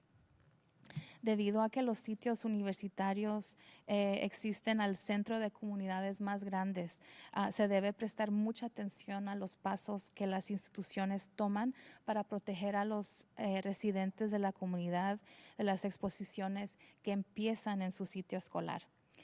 Esto incluye buenas comunicaciones, apoyo a las estrategias para frenar la propagación de COVID-19 en la comunidad y minimizar el riesgo. Tenemos una colaboración productiva con los colegios y universidades y esperamos continuar la estrecha relación de trabajo a medida que nos acercamos al otoño. Y también queremos tocar brevemente un anuncio que hicimos ayer. Vamos a seguir la nueva guía del Departamento de Salud Pública de California que recomienda que los condados con tasas de 200 casos o más por cada 100,000 residentes no extiendan permisos para la reapertura de la instrucción en el aula para estudiantes en grados de pre-kinder a sexto grado. La tasa de casos del condado de Los Ángeles actualmente es de 330 por 100,000 personas y según los datos no vamos a considerar las solicitudes de permisos en este momento. Sabemos que para muchas familias este es un anuncio decepcionante, pero se basa en la ciencia y los datos que guían nuestras decisiones. Necesitamos garantizar la salud y la seguridad de nuestros niños, maestros, personal y todas sus familias. Esta decisión será reconsiderada una vez que la tasa de casos baje a los niveles recomendados por el Estado. Y finalmente tenemos otra actualización para todos sobre los deportes juveniles. Como todos saben, el Estado anunció la reapertura de los deportes juveniles a principios de esta semana y dio a conocer su guía para la operación segura de las ligas deportivas juveniles. Aclara las siguientes cosas. Los deportes juveniles y la educación física están permitidos solo al aire libre. El distanciamiento físico de al menos de 6 pies debe mantenerse en todo momento y dentro del mismo grupo de jóvenes. No se requieren máscaras cuando se realizan actividades al aire libre y estas actividades que requieren esfuerzo físico. Para los deportes que requieren un contacto más cercano, solo se permite el acondicionamiento físico y el desarrollo de habilidades. Y no se permiten torneos, eventos y competiciones. En este momento no se permiten deportes de equipo para adultos y aficionados. Sabemos que COVID-19 puede afectarnos a todos sin importar qué tan jóvenes seamos. También puede causar una cadena que termina infectando a los que amamos. Un joven que se va a una fiesta puede volver a casa e infectar a sus padres o a parientes mayores, causándoles un gran daño. Algún día podremos llegar al punto en que sea posible salir con un grupo de amigos, pero todavía no hemos llegado a ese punto. Y necesitamos la cooperación de todos para llegar ahí. Necesitamos estar juntos para crear esta nueva normalidad. Okay, and now we'll move on to one question.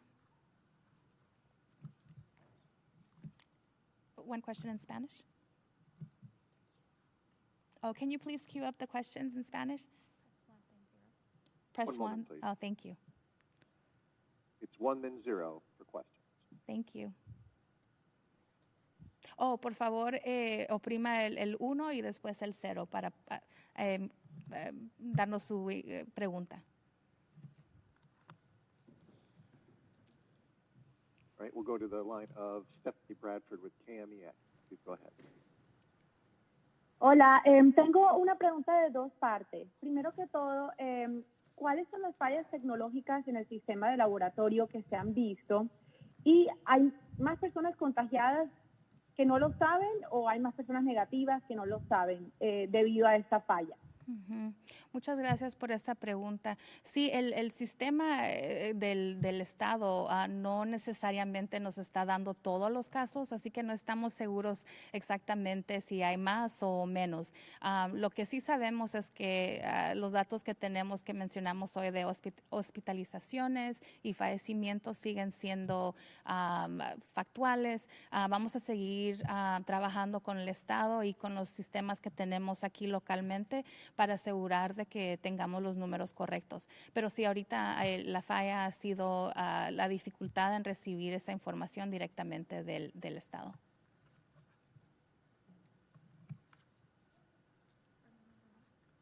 There are Are there any other questions?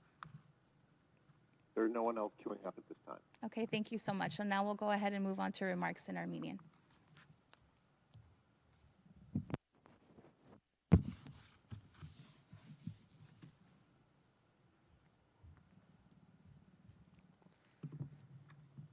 Բարի օր բոլորին։ Շնորհակալ եմ վերահսկիչ Սոլիսին եւ վերահսկիչ մարմինների ողջ խորհրդին։ Երկուշաբթի ես ձեզ ասացի, որ զգուշորեն եւ լավատեսորեն եմ տրամադրված այն մասին, թե ինչ են ցույց տալիս մեր թվերը, մասնավորապես ամենօրյա հոսպիտալացումներից, նվազումների մասին տեղեկատվությունները։ Ես նաև պետք է նշեմ, որ ինչպես երեք զեկուցեցինք, որ պետական զեկուցված տվյալների հետ կապված եղել են էական խնդիրներ, եւ դա հանգեցրել է հնարավոր 2 շաբաթվա ընթացքում մեր դեպքերի թերակատարմանը։ Թեև անհայտ կորած տվյալները մտահոգիչ են, ես չեմ տեսնում խոչընդոտ COVID-19-ի տարածումը դիտարկելու եւ նվազեցնելու ջանքերի տվյալների հիմնական աղբյուրները, որոնք հետևում են այլ հիմնական ցուցանիշներին, ներառյալ հոսպիտալացումները եւ մահվան դեպքերը, չեն ազդում հաշվետվության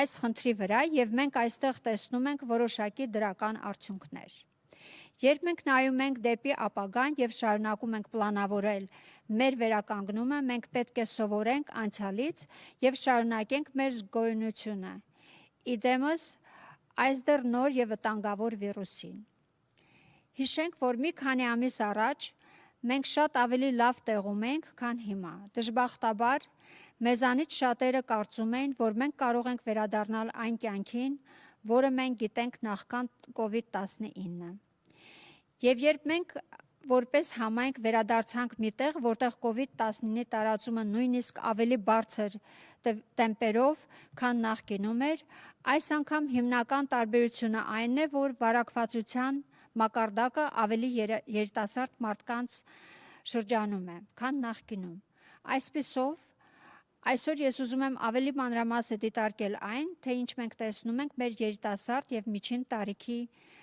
մարդկանց շրջանում։ Սրանք 18-ից 49 տարեկան մարդիկ են։ Թեև դա կարող է թվալ որպես բնակչության հսկայական եւ անհամապատասխանության նրանց իրականում շատ նման են եւ իրենց վարքագծի առումով։ Սրանք այն մարդիկ են, ովքեր դուրս են աշխատաուժից եւ շատ դեպքերում կարող են գնումներ կատարել, վայելելով դուրսը եւ հանգիստի վայրերը, որոնք բաց են եւ շփվել իրենց տանից դուրս գտնվող մարդկանց հետ։ Մենք խնդրում ենք, որ բոլորը կայացնեն լավ որոշումներ։ Մի հյուրընկալեք մեծ երեկույթներին եւ մի մասնակցեք այնպիսի երեկույթի, որին հրավիրված եք։ Չարժե ձեր գործած ռիսկը, որը դուք ստեղծում եք մեր հավաքական վերականգնման ճանապարհության համար։ Ես շատ հարցեր եմ ունենում այս քայլերի վերաբերյալ, թե ինչու չենք մենք անում ավելի լավ աշխատանք, փակելով այն հավաքույթներին եւ փակելով այն բիզնեսները, որոնք խախտում են հրամանը։ Մենք քրտնաջան աշխատում ենք պատասխանելու այն հազարավոր բողոքներին, որոնք մենք ստանում ենք կապված հրամանի խախտումների հետ։ Մենք օգտագործում ենք բազմաթիվ տարբեր գործիքներ եւ ստանում ենք մեծ օգնություն այլ կարգավորման մարմիններից եւ համապատասխան դեպքերում իրավապահ մարմիններից։ Եվ մենք կրթում ենք բոլորին կատարելու գործող կարգադրությունները։ Կարծում եմ, որ հավասարապես կարևոր հարց է առաջանալու, թե ինչու են այդքան շատ մարդիկ պատրաստ վտանգի ենթարկել մի ամբողջ համայնք այս աննախադեպ համաճարակի ժամանակ։ Ներկա իրավիճակը հետևյալն է։ Այսօր ցավով հայտնում ենք եւս 68 մահվան մասին։ Այս մարդկանցից 23-ը 80 տարեկանից բարձր են, որոնցից 17-ը ունեցել են ուղեկցող առողջական խնդիրներ։ 24-ը 65 տարեկանից 79 են, որոնցից 20-ը ունեցել են ուղեկցող առողջական խնդիրներ։ 17 անձի տարիքը 50-ից 64-ն է եւ 13-ը ունեցել են ուղեկցող առողջական խնդիրներ։ 3-ը 30 տարեկանից 49 են, որոնցից 2-ը ունեցել են ուղեկցող առողջական խնդիրներ։ 4520 մարդկանց համար, ովքեր մահացել են էթնիկ պատկանելությունը հետևյալն է. 49% լատինո-լատինեքս, 24% սպիտակ, 15% ասիական, 11% աֆրոամերիկացիներ, 1% բնիկ հավայան, 1% այլ ռասա և էթնիկ խումբ։ Սա բերում է ընդհանուր մահերի թիվը 4825-ի Լոս Անջելես շրջանում։ COVID-19-ով մահացած անձանց 92%-ը ունեին ուղեկցող առողջական խնդիրներ, ինչը կարևորում է այն անձանց, ովքեր առողջության լուրջ խնդիրներ ունեն, մնալ տանը և հնարավորինս խուսափել սերտ կապերից։ Այսօր մենք հայտնում ենք 2347 նոր դեպքերի մասին, և սա բերում է Լոս Անջելես շրջանի դրական դեպքերի ընդհանուր թիվը 197912-ի։ Այս դեպքերը ներառում են Լոնգ Բիչ քաղաքում մեր գործընկերների կողմից գրանցված 8362 դեպքեր, իսկ Փասադենա քաղաքի կողմից գրանցված 2023 դեպքեր, որոնք ունեն անկախ առողջապահական բաժանմունքներ։ Մենք հայտնում ենք 1178 հաստատված դեպքեր անօթևան ապրող մարդկանց շրջանում։ Ապաստան գտած 374 անձ պատշաճ կերպով մեկուսացված են և սերտ կապերը կարանտինացված են։ Ներկայումս հոսպիտալացվել են 1768 մարդ, որոնցից 30%-ը գտնվում են ինտենսիվ խնամքի բաժանմունքում, իսկ 18%-ը միացված են շնչառական օդափոխիչների։ Ներկայումս քննություններ են կատարվում 1333 ինստիտուցիոնալ բնակչության հաստատություններում։ Դրանց թվում են ծերանոցներ, ապաստաններ, բուժման կենտրոններ, օժանդակվող բնակելի հաստատություններ և քրյա կատարողական հիմնարկներ։ Ինստիտուցիոնալ միջավայրում հաստատված ընդհանուր դեպքերը 27988-ն են, ներառյալ անձնակազմը և բնակիչները։ Այս դեպքերից 14947-ը բնակիչներ են, 13041 անձնակազմ։ Ցավով ենք հայտնում, որ 2270 մարդ, ովքեր ապրում են ինստիտուցիոնալ պայմաններում, մահացել են COVID-19-ից։ Ինստիտուցիոնալ միջավայրում բնակվող մահացածների 50%-ը բնակվում էին հմուտ բուժքույրական հաստատություններում։ Մենք ցավում ենք այս կորուստի համար։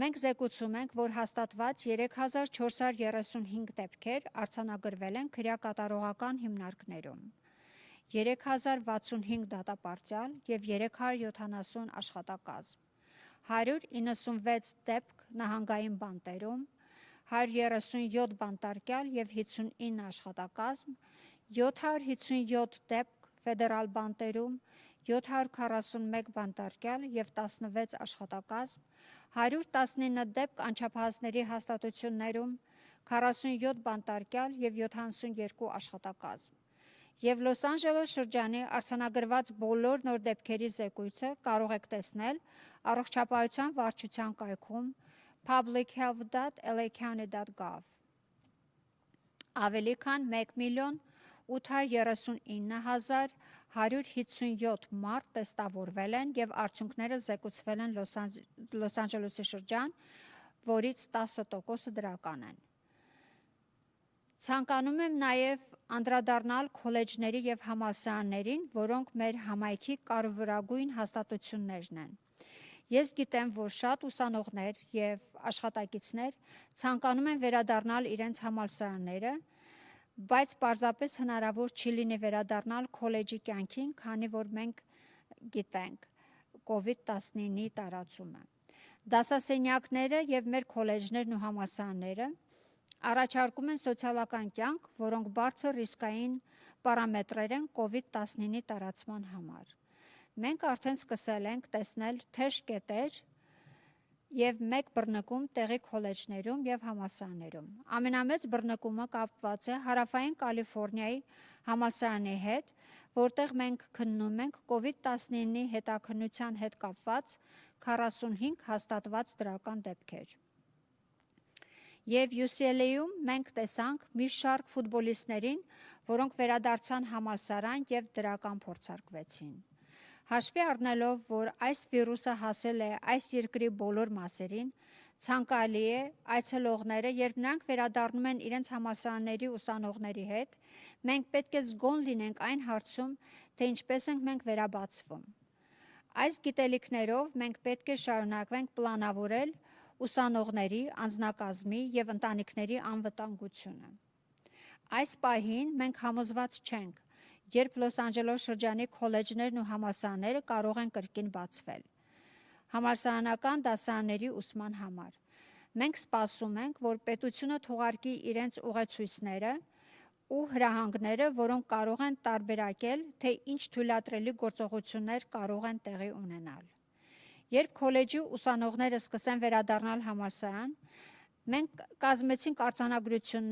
արձանագրությունների փաթեթ, որին պետք է համապատասխանեն բարձրագույն բոլոր հաստատությունները նախքան վերաբացումը։ Արձանագրությունները, որոնք նախնական ձևով տեղադրում ենք, մեր կայքում շոշափում են համալսարանի կյանքի բոլոր ասպեկտները, սկսած ճամբարային տնակից մինչև դասասենյակներ եւ մինչև ճաշասենյակ։ Բայց ընդհանուրն այն է, որ քոլեջներն ու համալսարանները, ինչպես եւ մնացած բոլոր աշխատատեղերը, ստիպված կլինեն ուժեղացնել վարակների վերահսկման իրենց գործելակերպը, ներառյալ ընդհանուր տարածքների կանոնավոր սանիտարում, դեմքի ծածկերի հետևողական օգտագործում համալսարանի բոլոր ոլորտներում եւ համալսարանական տարածքների կազմավորումը ֆիզիկական հեռավորություն հնարավորություն դարձնելու համար։ Մենք ունեցել ենք արդյունավետ համագործակցություն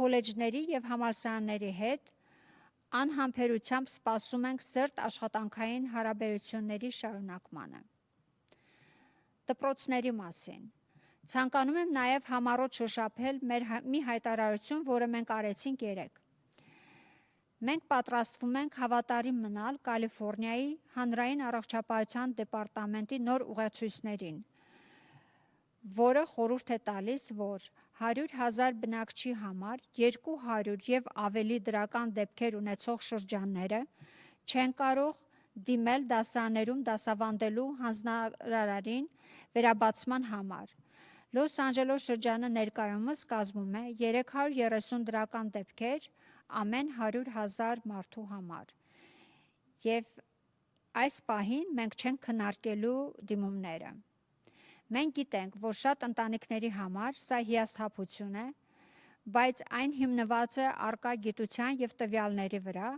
որոնք առաջարկում են մեր բոլոր որոշումների կայացումը։ Մենք պետք է ապահովենք մեր երեխաների, դպրոցների, ուսուցիչների եւ անձնակազմի առողջությունը եւ անվտանգությունը նրանց բոլոր ընտանիքների համար։ Այս որոշումը կվերանայվի այն դեպքում, երբ քանակը ընկնի պետության առաջարկած մակարդակին։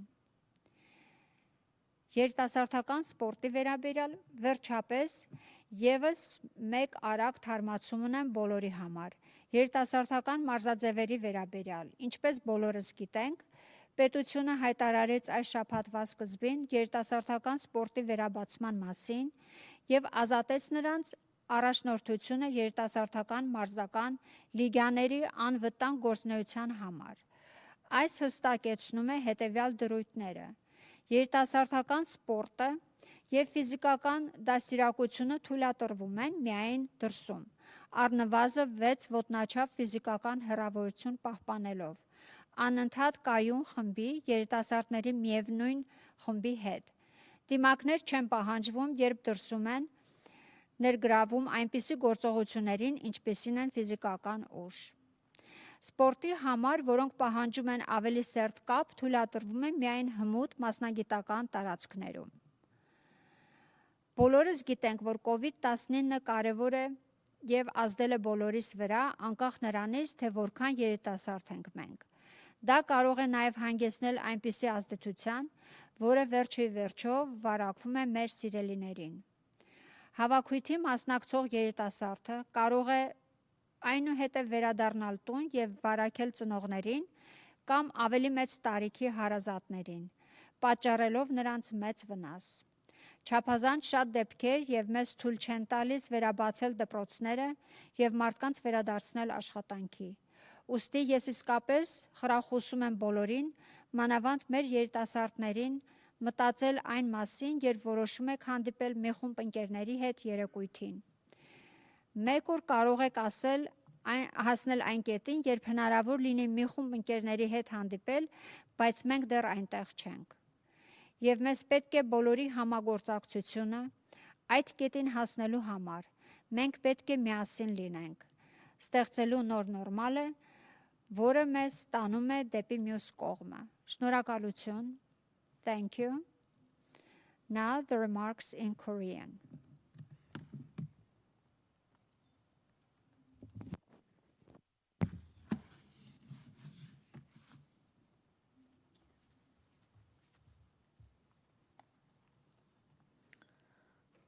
안녕하십니까?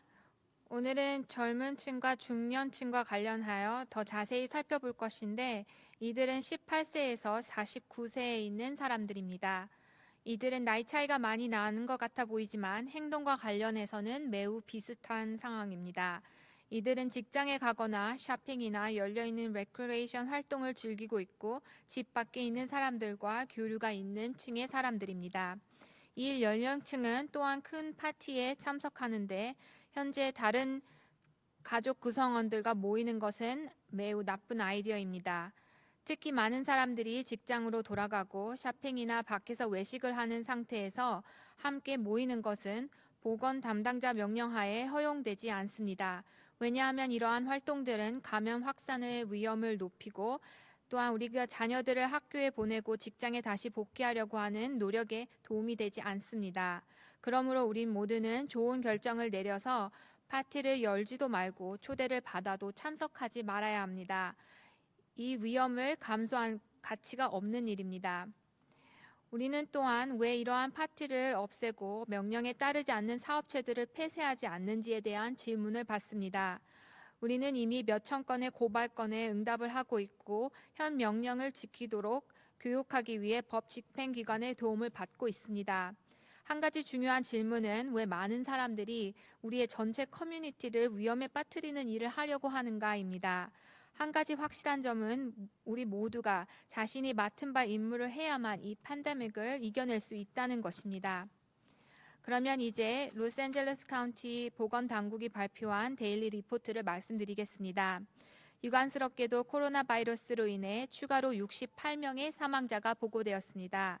이 중에 23명은 80세 이상이고 이 중 17명은 이미 질환을 가지고 있었습니다.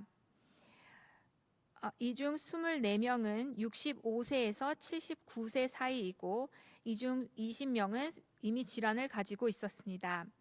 17명은 50에서 64세 사이이고 이 중 13명은 이미 질환을 가지고 있었습니다. 3명은 30에서 49세 사이이고 이 중 2명은 이미 질환을 가지고 있었습니다. 패사디나시에서는 1명의 사망자가 있었으며 자세한 점은 syriopatsadena.net 웹사이트에서 보실 수 있습니다. 이로써 로스앤젤레스 카운티에서의 총 사망자 수는 4,825명입니다. 코로나 바이러스로 인해서 사망한 분들 중에 92%가 이미 질환을 가지고 있었습니다. 오늘로써 2,347건의 새로운 확진 케이스가 보고되었습니다.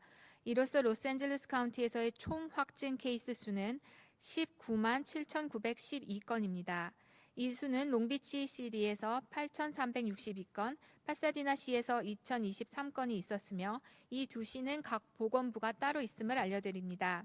노숙자들 중에 확진 케이스 수는 1,178건입니다. 이들 중에 374명이 보호소에서 고립되고 밀접 접촉자는 격리되었습니다. 현재 1,768명이 양성 확진자로 병원에 입원해 있으며 이 중 30%는 중환자실에 있습니다.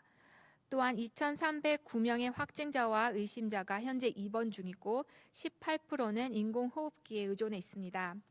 하나 이상의 확진 케이스가 나온 1,333개의 거주시설과 비거주시설을 조사하였으며 이 중 877개는 현재 조사 중이고 456개는 조사를 마쳤습니다.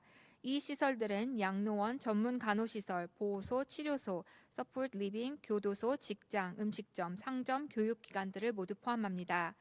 이 시설에서의 총 확진 케이스 수는 27,988건이고 이 중 14,947명은 거주자이며 13,041명은 일하는 사람들입니다.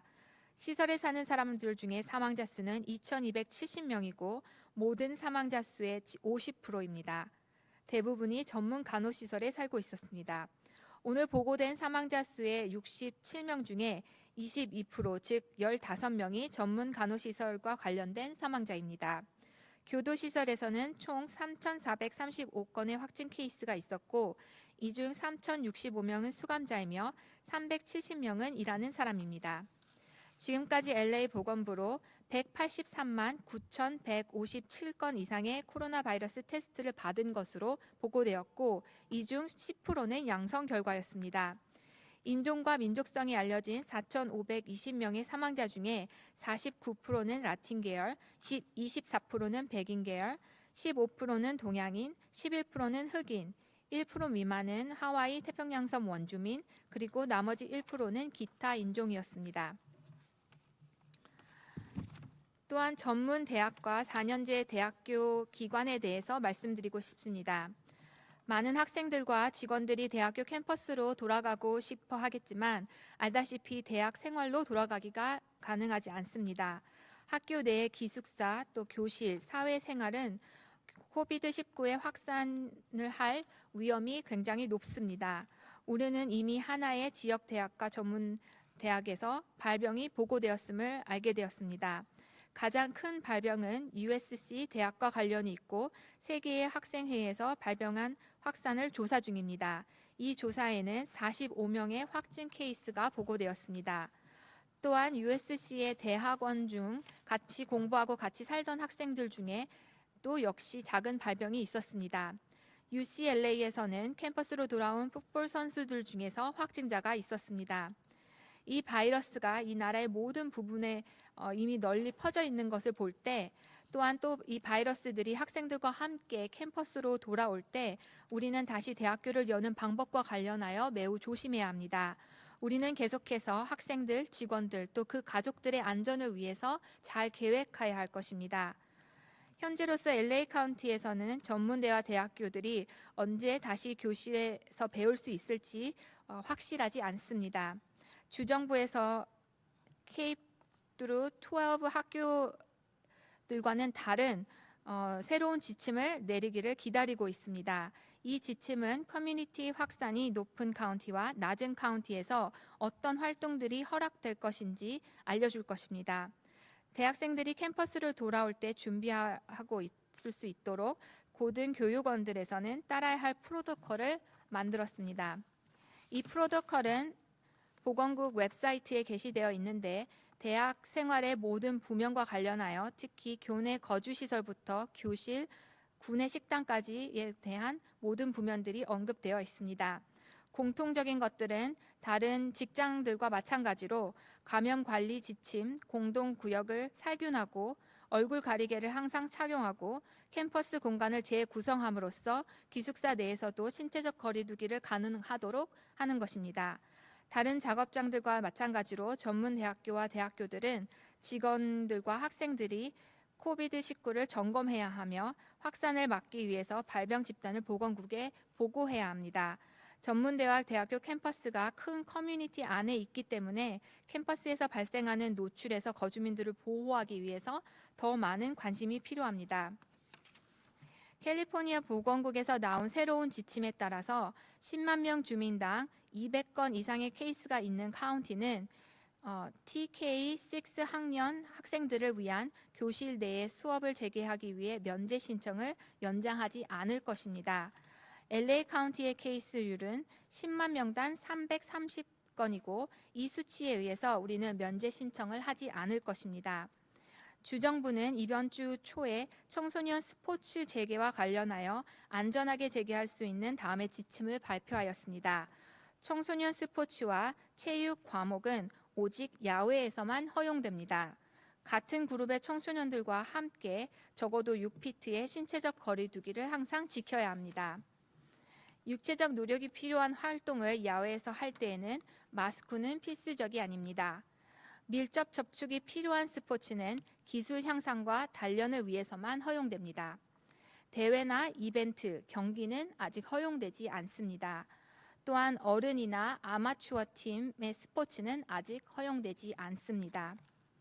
우리가 얼마나 나이가 어리든 코비드-19는 우리 모두에게 영향을 미치고 있습니다.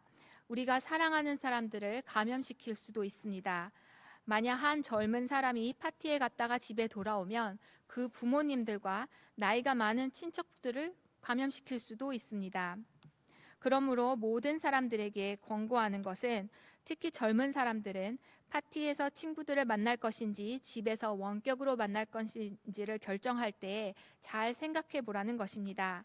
우리가 언젠가 친구들을 만날 수 있겠지만 아직은 아닙니다. 우리는 모두가 함께 협력해야 하고 그래야만 이 팬데믹을 이겨나갈 수 있습니다. 감사합니다. Next, Ellen Chung from Environment Health will brief in Mandarin. Thank you.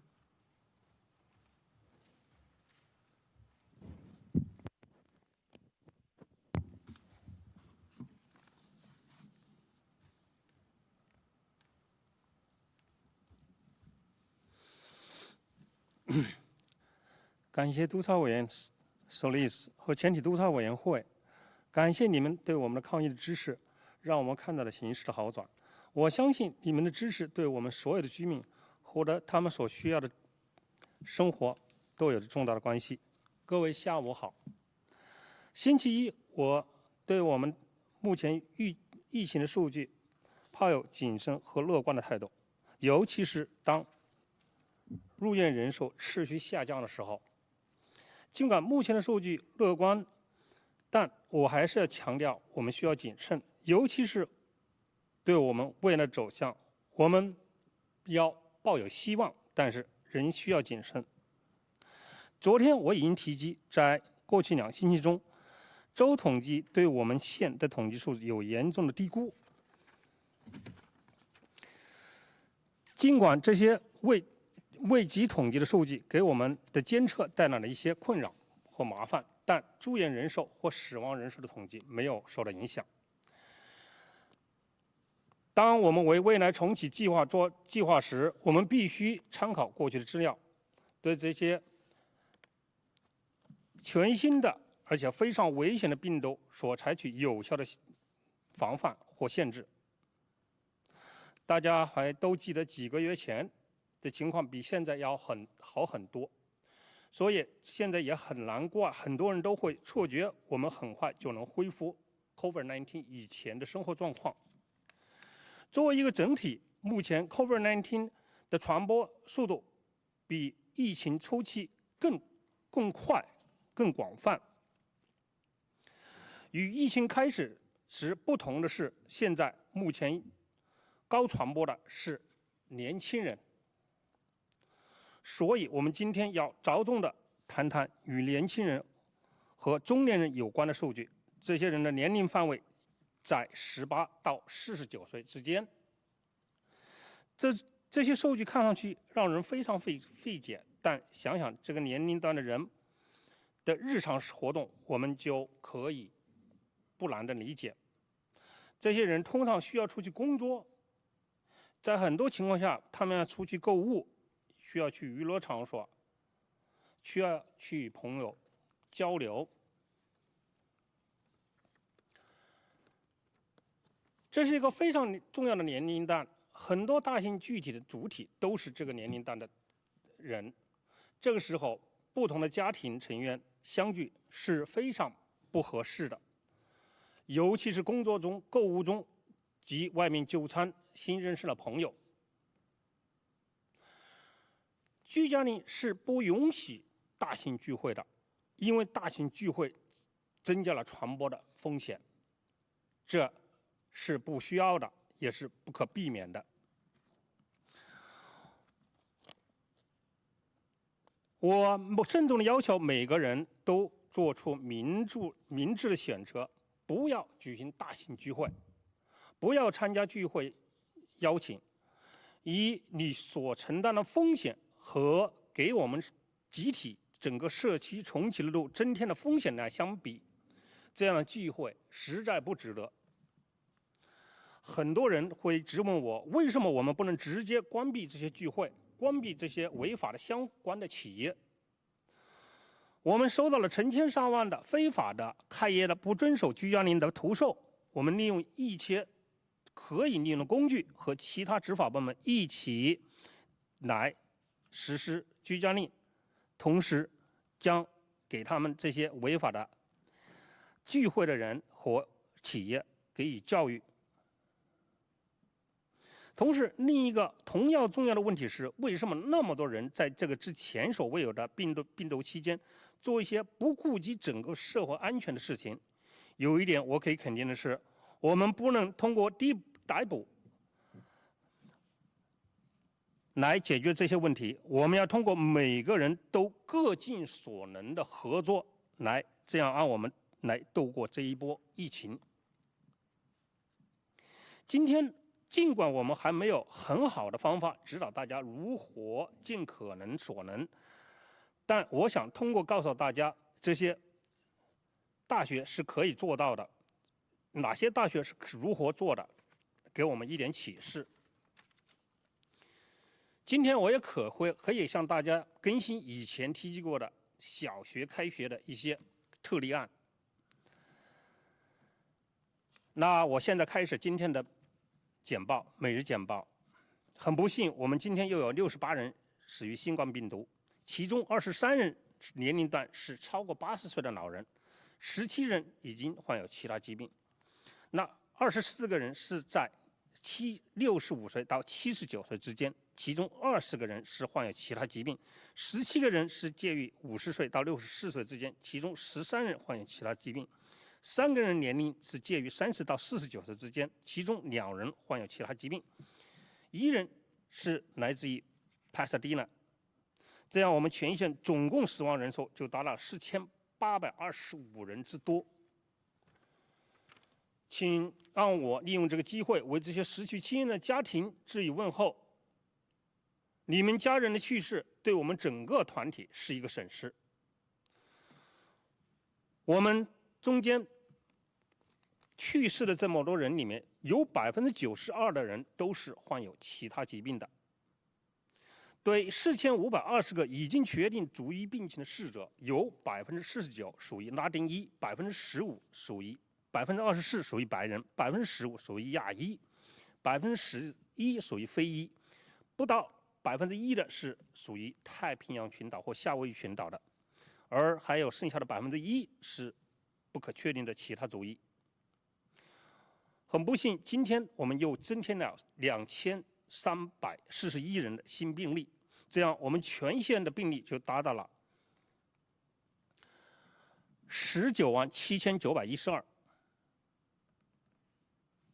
而其中有8362是来自于长滩市的，2023例是来自于帕萨迪纳市的。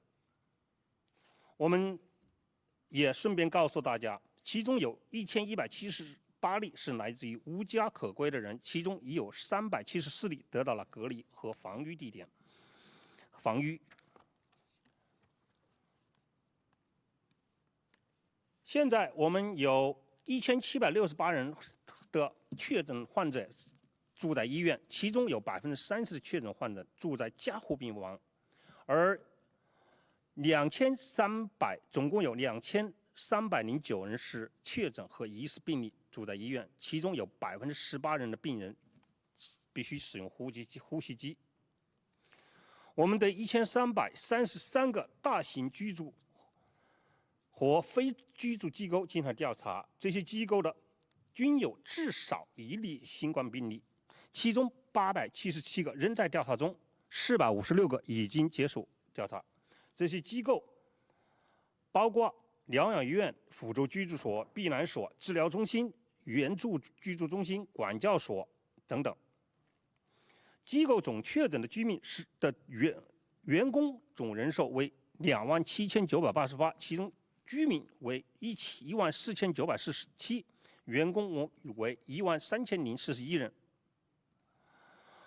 我们很遗憾，有2270人逝者来自于机构住所，这占死亡人数的50%，而大部分逝者生前都居住在非常熟练的护理中心。而今天去世的67个人中，有15人生前居住在熟练护理中心，这占总共死亡人数的22%。每个星期来这里报告死亡人数，对我来说都是一件非常痛苦的事。我为这些失去亲人的家人，包括父母、爷爷奶奶、叔叔婶婶、堂兄堂弟，为你们送去我对他们的哀悼。监狱的统计数据显示，有3430人确诊，其中3065人为囚犯，3700人为管教人员。县警局报来的数据显示，35个囚犯呈阳性，58人在隔离中，其中有1176人已度过防疫期。州监狱有1960人阳性，其中196人呈阳性，其中137人是囚犯，59人为管教人员。联邦监狱有757人是阳性，其中741人属囚犯，16人是管教人员。少年管教所有119人，其中47人为囚犯，72人为管教人员。洛杉矶县总共有1839157人已经得到了测试，其中阳性显示是10%。那我再来谈谈年龄相关的数据。下面是一些按年龄划分的现在要是年龄错过的数据，那我现在要略过这一部分哈。我们来谈一谈大学，我们来看一看大学相关的资料。我知道现在有很多的学生或员工都急于返校，现在就目前的情况来看，这是不可能的。大学中的宿舍、教室都属于高风险传染地区。我们已经出现了一例当地大学生爆发的例子。这个大学就是南加大。在南加大，我们对爆发点的3个兄弟会进行了调查，其中有45例确诊病例。同时，我另外对南加大的研究院也做了相应的调查，这些调查涉及到与研究生一起生活、学习和居住在一起的小型爆发。在 UCLA， 我们对返校的学生的感染球员做了调查，其中有10位球员的测试呈阳性。面对这一触及到我们社会的每一个角落的这个病毒，随着学生的返校侵犯到他们的每一个校园，我们必须要对重新开启的校园严格把关。基于这一点，我们必须好好的运筹计划，保障学生、员工及他们家庭的安全。我们再谈谈各个不同的政策模式。目前我们还不确定洛县内的大学到何时才可以开启。我们在等待州政府的指令，看看是否可以像 K12学校一样，看看是在不同的县里，因传播率的高低不同，是否可以制定相对的政策。为了应对学校返校所面对的问题，我们制定了一系列的政策模式，以便所有学校在重新开学前都应落实到位。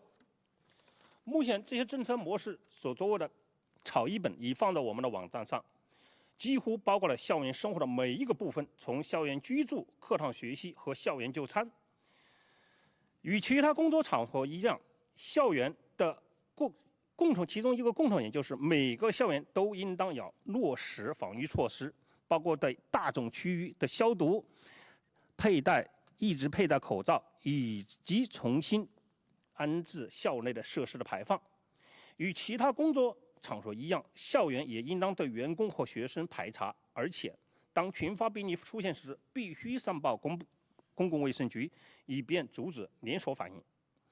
因为离高校一般都位于大型居民区，所以应当采取重大的措施，对来自校区的爆发包括互相沟通、社区交通以及采取降低风险的措施。我们与各校的都有良好的，我们与各个高校都有良好的合作关系。所以，当秋季来临时，我们相信一定能够更好的合作应对这个疫情。学校特例，我想对昨天宣布的一项措施做一个简单的描述。我们会一如既往地遵守加州公共卫生局的指令，如县居民中每10万个居民有200个或更多的确诊，则不建议重新开启学校。洛杉矶县现在的比例是每10万居民有330个确诊，这一数据将不会有重新开学的机会。我们知道很多家庭会对这一决定不满，但这是基于科学和现有的数据做出的决定。我们要确保我们的孩子、学校、老师、员工的安全和健康。一旦这一比例下降，我们将会重新考虑学校是否开放。我再来谈一谈青少年运动。最后，我想告诉大家的是，青少年的运动，州政府这星期颁布了重新开放青少年运动及相应的安全操作指南，包括以下几点：一、青少年运动只限于户外；二、随时保持社交距离，但只限于同一个运动种类；三、户外运动时，如果需要体力伸展，则不需要佩戴口罩。另外，只有训练和技能培训时才可以近距离接触。另外，不允许锦标赛、大型集会及竞技表演。最后，目前不允许成人及业余活动。结束语：我们都知道 COVID-19 影响我们所有的人，不管我们有多年轻。青少年活动可能会造成很大的波及现象。通过参加派对的孩子可能会把病毒带回家，传播给自己的父母、自己的兄弟。另外，现在的感染人数太多，学校还不能开放，有人也不能重返工作。所以，我现在要重复的是，对年轻的人，当你们要出去进行一些活动时，你们一定要慎重的考虑，是不是有必要出去，是不是有必要去看望你们的朋友，能够待在家里，尽量待在家里。谢谢。That concludes the briefing today.